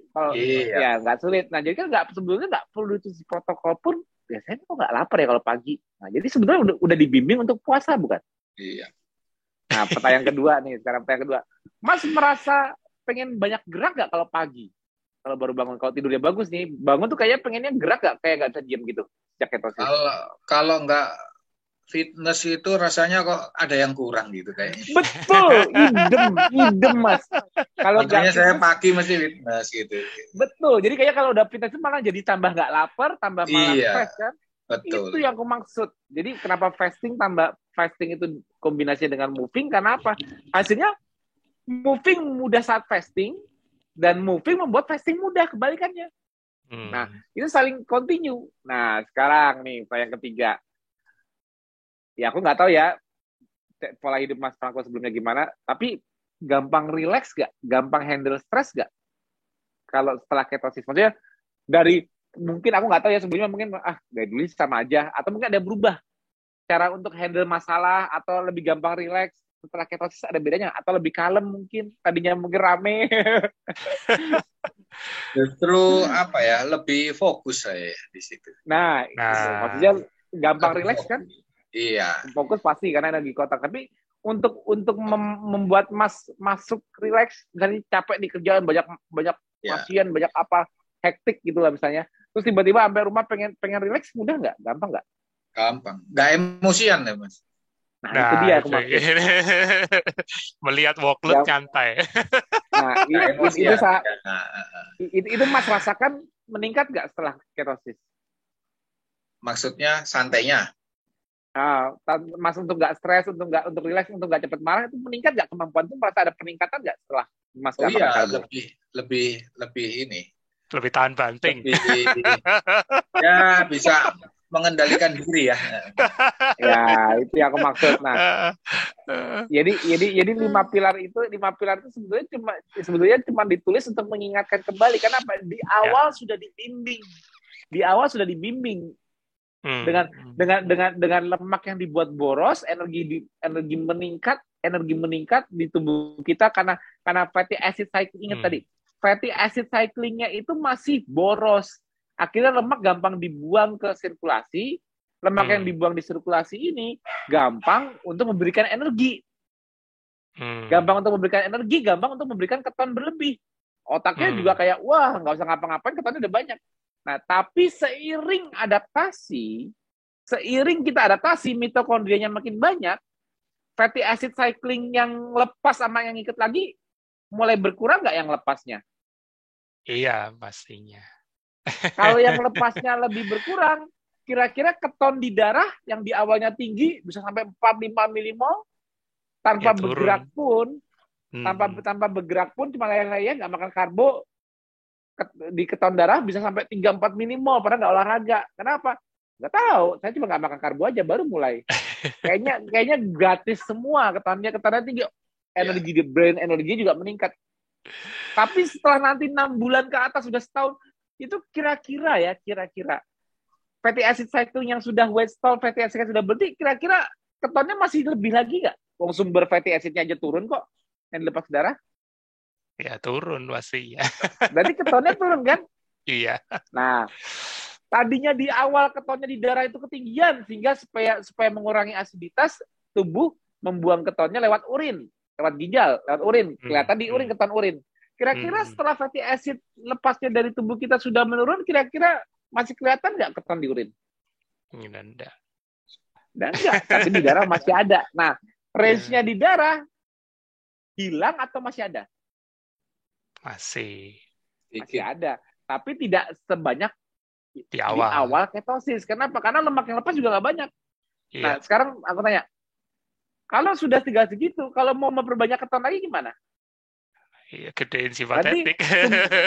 Berarti fatty acid cycling-nya dibikin ngeluarinnya lebih banyak lagi dong? Iya. Karena kan fatty acid cycling itu untuk ngeluarin lebih banyak, kan fatty acid kan sumbernya keton. Kalau lari ke liver kan jadi keton. Nah, berarti untuk membuat fatty acid cycle-nya itu flux arus melepasnya lebih cepat, butuh tembak simpatetik nggak? Iya. Nah, nantinya banyak kan suka ngeluh kayak gini, Mas, Aku dulu waktu pertama KF kok seger banget sih rasanya, badan kayak fit banget. Karena udah dibentuk untuk bergerak. Tapi dianya malas gerak. Dianya nggak mau olahraga. Temanku satu-satunya di 5 pilar, cuman aku belum bisa olahraga. Oke, di awal nggak bisa olahraga masih fine. Kenapa? Karena dia seger terus, badannya aktif bergerak. Kenapa? Karena masih ada ketidakefisienan di sel-sel lemak, sehingga dia kayak dapat energi gratis terus. Setelah dia jadi efisien, udah weight stall, udah setahun lewat, kok banyak nggak suka dengar yang, kok aku nggak seseger di awal keto ya? Ya. Pernah sering nggak dengar warrior curhat kayak gitu? Kok aku nggak seseger di awal ya? Biasa aja. Mau seger lagi nggak? Gimana, Mas? Bergerak. Demand.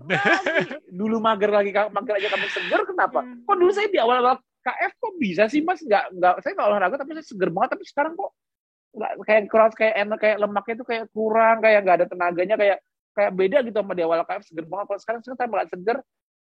Kamu lepas lemaknya nggak ke badan? Lepasnya gimana, Mas?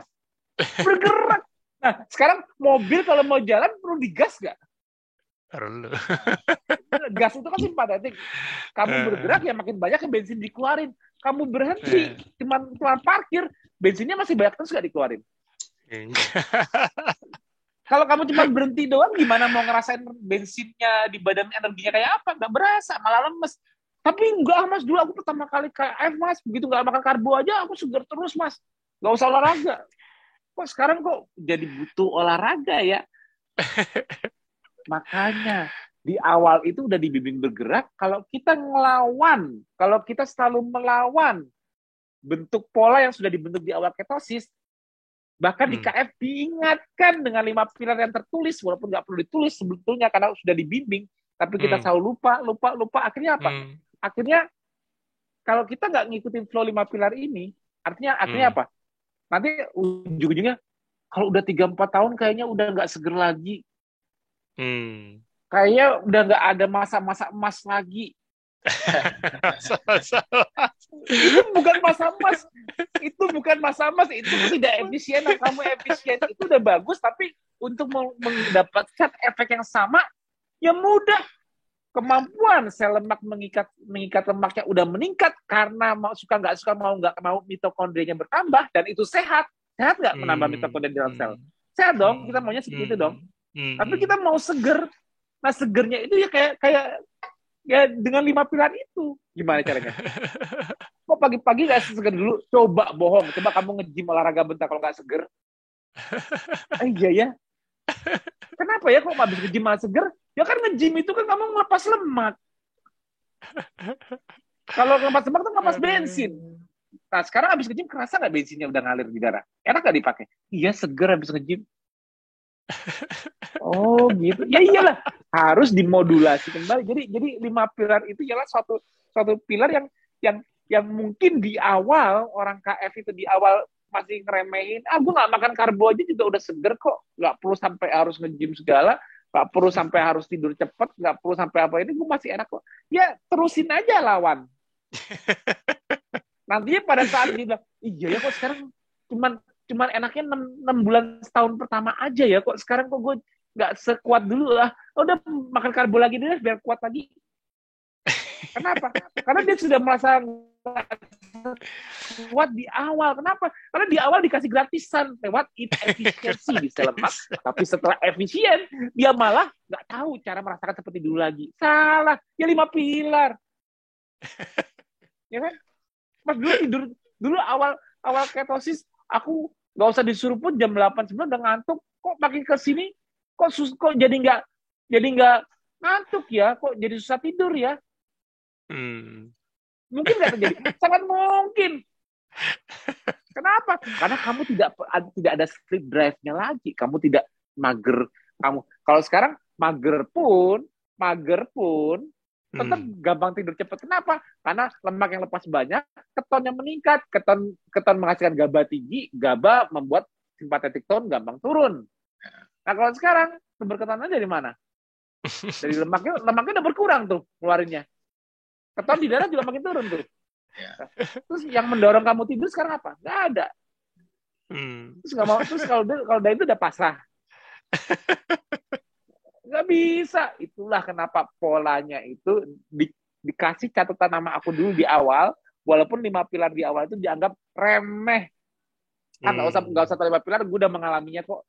Asal nggak makan karbo aja gue udah gini kok, udah gini. Remeh 5 pilar. Nanti kalau udah lama bingung kok nggak enak seperti dulu, baru nyari 5 pilar itu apa sih pentingnya? Suatu pola yang sudah dibentuk di awal, tapi ngeliat butuhnya tuh nanti kalau kamu sudah nggak dikasih gratisan baru kamu butuh dengan 5 pilarnya. Oh ternyata bener ya, harus fasting dan moving dulu baru seger.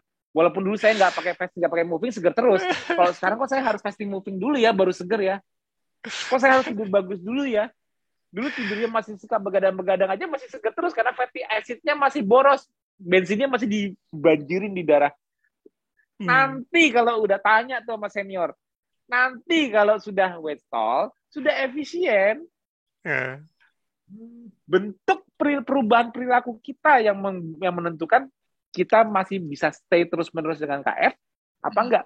Kalau kita dari awal sudah dikasih catatan perubahan perilaku nggak dilakukan, cuma ngandelin lepas karbo udah enak semuanya, perubahan perilaku nggak ada dirubah karena masih seger. Gue nggak perlu olahraga seger kok, gue nggak perlu tidur cepet, gue besok masih kuat kok. Kenapa? Masih gratisan dari gliserol 3 fosfat yang nggak bisa dibuat dari gula.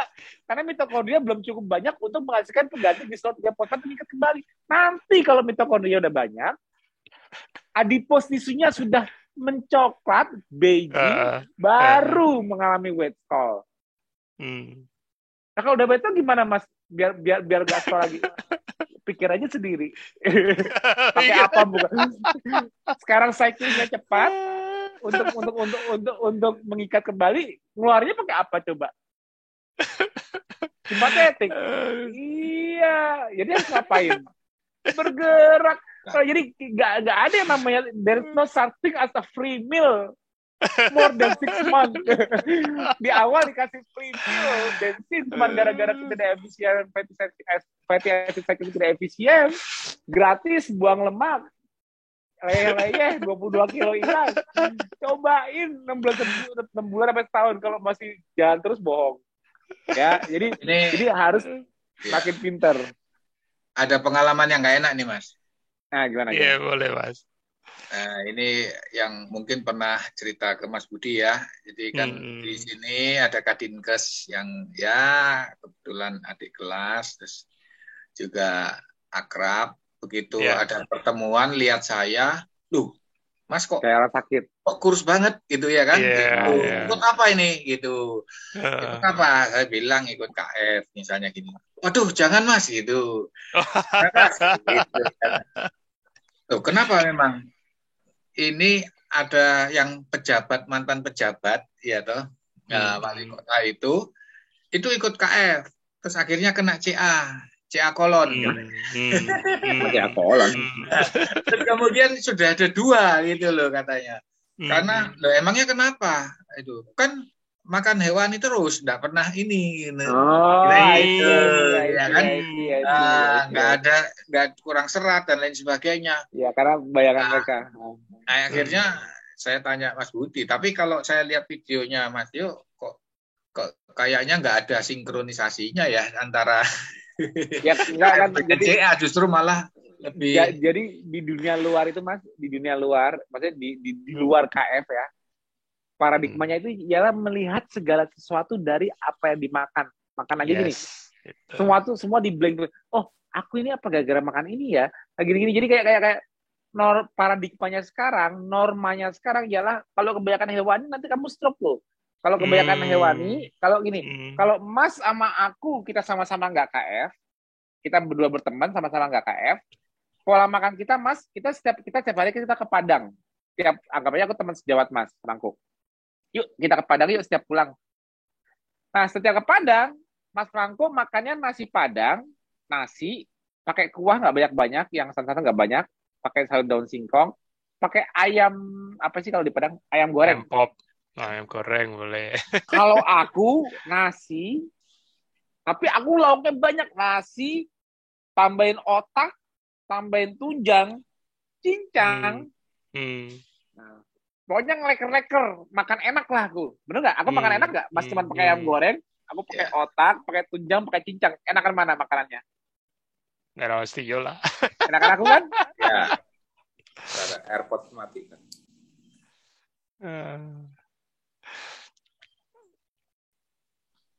Tes. Ya, udah Mas. Sorry, Don. Nah, jadi kalau dengan pola makan kita kayak gitu, setiap kita makan siang berdua, keluar dari rumah sakit, kita makan siang di depan rumah sakit, aku makannya kayak gitu terus, kira-kira menurut Mas Franco siapa yang sakit duluan?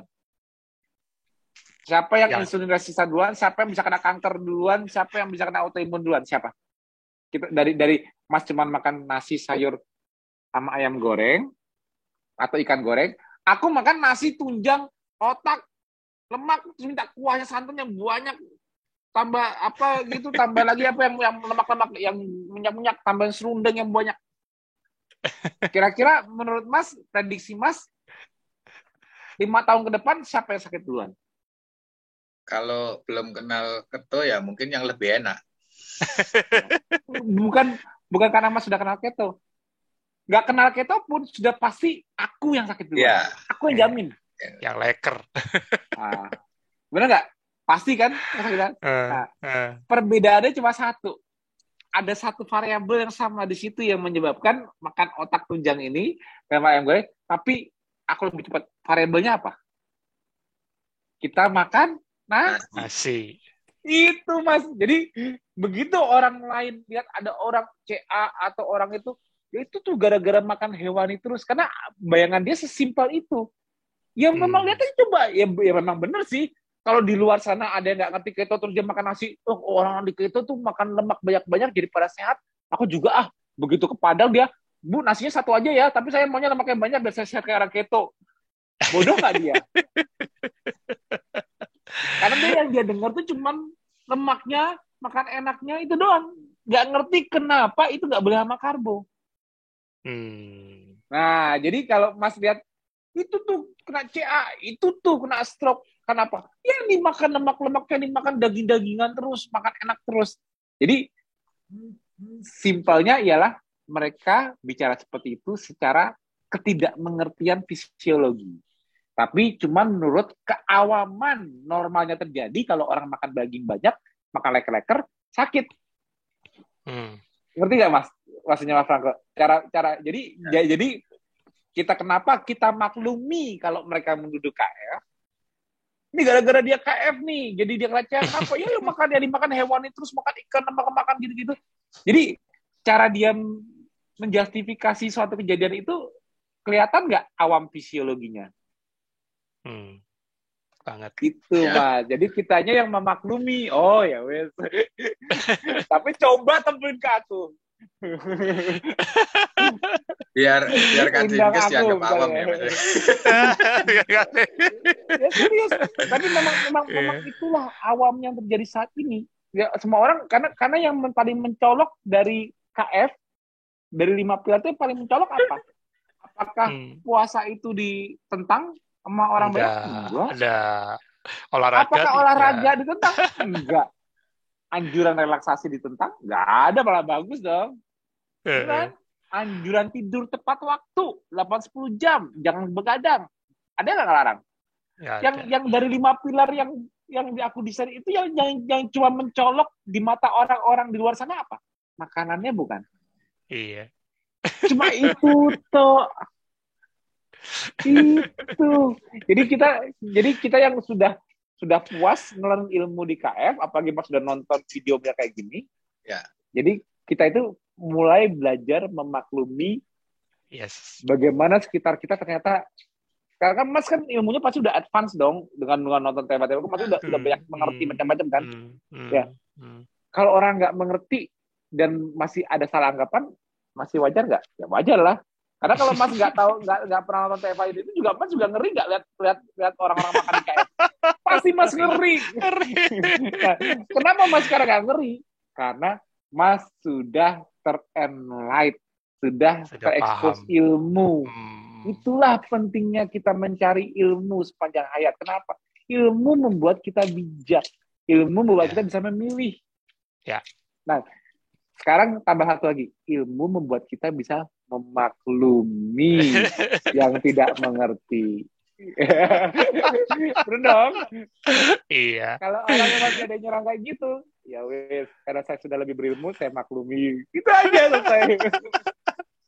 Untung saya sudah lihat videonya metabolisme CA, Mas, kanker. Kan untuk metabolisme CA itu udah jelas itu glukosa. Iya. Ya kan? Iya. Ya walaupun pada saat perkembangan cepatnya juga sama glutaminolisis, glukosa dan glutamin. Nah, itu makanya kalau begitu yang tadi nggak ngerti itu dikasih, kok bisa? Sedangkan nih bagian metabolismenya C aja pakai glukosa, di KF tidak ada makan gula. Kok bisa? Itu kan eksak kan matematikanya kan? Iya. Kalau begitu, ya bisa loh dia makan hewani terus.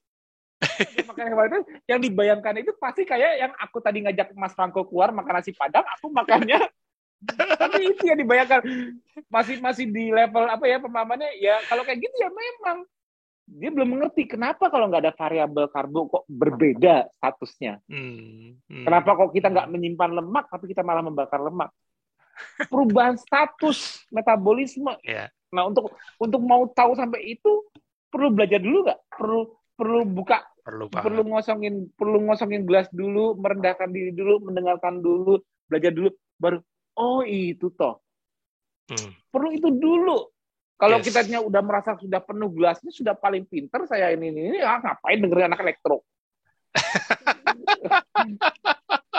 Bisa apa? kan bisa jadi ya. Makanya aku pribadi karena aku juga bukan dokter ya. Karena aku merasa paham dan aku ngajak orang-orang yang merasa sudah lebih tercerahkan dan paham. Ya. Belajar memaklumi sekarang. Bahasa gaulnya satu itu Mas, woles aja. Woles aja. Gara-gara itu kan wali kota kan ikut ketu Mas sebelumnya. Nah ini gitu. Akhirnya karena memang kurus drastis karena dilarang sama Kadinkesnya. Jadi gara-gara mantan wali kotanya itu CA itu. Ya. Akhirnya saya yang diam aja orang yang ngomong tadi. Iyalah. Ya gini kalau nanti bener Mas, percaya deh Mas. Kenapa yang penting cari ilmu itu Mas sendiri? Kenapa? Karena lingkungan kita, ya apalagi kan Mas kan di grup-grup KF bisa ketemu sesama KF, tapi di luar sana Mas gampang ketemu orang KF nggak? Enggak kan? Yang membuat Mas nanti stay terus menjalankan KF cuma dari apa yang Mas rasakan, bener lebih enak apa enggak, bener Mas lebih bisa enggak. Yang kedua, dengan ilmu Mas yang Mas makin tambah terus, dengan Mas usaha sendiri cari tahu. Yes. Terus belajar. Jadi gini, untuk kita menjalankan gaya hidup KF itu modalnya itu harus bisa bertanya kepada sendiri, kamu sehat apa enggak? Orang lain bilang, kamu kayak orang sakit. Tanya dulu, tapi saya merasa lebih sehat. Ya kan? Ditambah ilmu pengetahuan. Kenapa? Oh, saya udah ngerti. Saya yakin saya bisa lebih sehat karena saya udah tahu prosesnya kayak gini. Saya mungkin masih kelihatan sakit. Mungkin karena apa? Oh, saya baru kehilangan lemak, tapi otot saya kurang. Jadi masa kelihatan sakit. Nanti kalau otot saya sudah bertambah, aku nggak bakal dibilang sakit lagi. Ya kan? Karena aku baru kehilangan lemak, tapi belum menambah jumlah otot. Nah, nantinya aku nggak bakal kelihatan sakit lagi kalau tapi aku sabar. Aku nggak buru-buru jiper, nggak buru-buru nyesel. Aduh, kok orang pada bully aku. Udah deh, aku balik makan karbo lagi aja. Nah, kalau sampai orang kembali makan karbo karena pendapat lingkungan, ya itu keputusan individu dan itu tanggung jawab dia sendiri. Kalau aku saranku, segala keputusan itu mandiri, diri sendiri. Tahu mana yang bagus karena diri sendiri, karena ngerasakan. Tahu mana yang bagus dan baik, karena apa? Karena saya juga udah ada ilmunya. Itu pentingnya praktek, rasakan, dan berilmu. Nah, itulah pentingnya selalu mencari ilmu, gali, nanya, rajin, nonton TV, apa semua itu dulu. Itulah pesanku. By the way, Mas Budi, udah jam 6. Udah mau Nggak kerasa ilmunya ya. Nggak terasa. Kalau tema itu masih lanjut. Iya. Kalau diterusin nggak selesai-selesai, Bang. Mungkin kalau siang bisa sampai sore ya. Iya. Walah. Moga Mas Franco. Aku udah mau buru-buru mau makan nanti habis maghrib. Moga Mas Franco kasih closing statement ya. Pastinya nanti bisa menginspirasi teman-teman yang nanti melihat rekaman video ini. Silakan Mas, monggo. Iya, terima kasih Mas Tio, Mas Budi, ilmunya semua tentang cara untuk meraih sehat ya. Bagi saya, sehat bukanlah suatu tujuan, tetapi suatu syarat. Syarat untuk kita bisa berkarya, syarat untuk kita bisa beraktivitas, berinovasi, syaratnya harus sehat. Ya, karena itu kita harus mengupayakan. Karena sehat juga diberi oleh Tuhan, cara kita bersyukur juga itu adalah menjaganya. Ya. Yes. Ya, cara untuk bersyukur kepada Tuhan sudah diberi kesehatan, yaitu dengan menjaga kesehatan itu. Amin. Dan untuk itu di dalam melakukan segala sesuatu kita harus dasari dengan suatu pemahaman yang sehingga apa yang kita lakukan akan terus bisa langgeng, ya kan? Jadi tidak hanya ikut-ikutan, ya tidak hanya ikut-ikutan. Harus belajar, harus mau mencari ilmu sendiri, betul. Harus yang proaktif gitu. Oke, thank you Mas Franco. Terima kasih banyak para Terima kasih banyak Mas Franco, keren banget. Sama-sama. Sama-sama. Keren. Iya. Betul nggak Mas Budi? Nggak nyesel kan kita itu nakes newbie itu kadang-kadang wow bisa ini kan menginspirasi, bahkan banyak newbie lain loh. Ya kan, nah ini salah satu nakes newbie yang menginspirasi, nih keren banget temanya. Moga-moga episode TFH minggu depan akan jauh lebih menarik. Ya, itu akan selalu unik ya. Thank you Mas Tio untuk ini, dan kita tidak akan tahan lama-lama karena Mas Tio sudah ngiler. Ya, udah pastinya udah ngiler. Lagi baru makan. Iya. Oke teman-teman, itu tadi episode TFH Nakes kali ini ya. Pastinya minggu depan akan ada lagi Warrior dan juga Nakes. Jangan lupa selalu standby ya, selalu simak dan tetap semangat untuk belajar seperti yang tadi Dr. Franco bilang. Paham, cari tahu pengetahuan. Terima kasih, sampai jumpa, salam sehat. Dadah.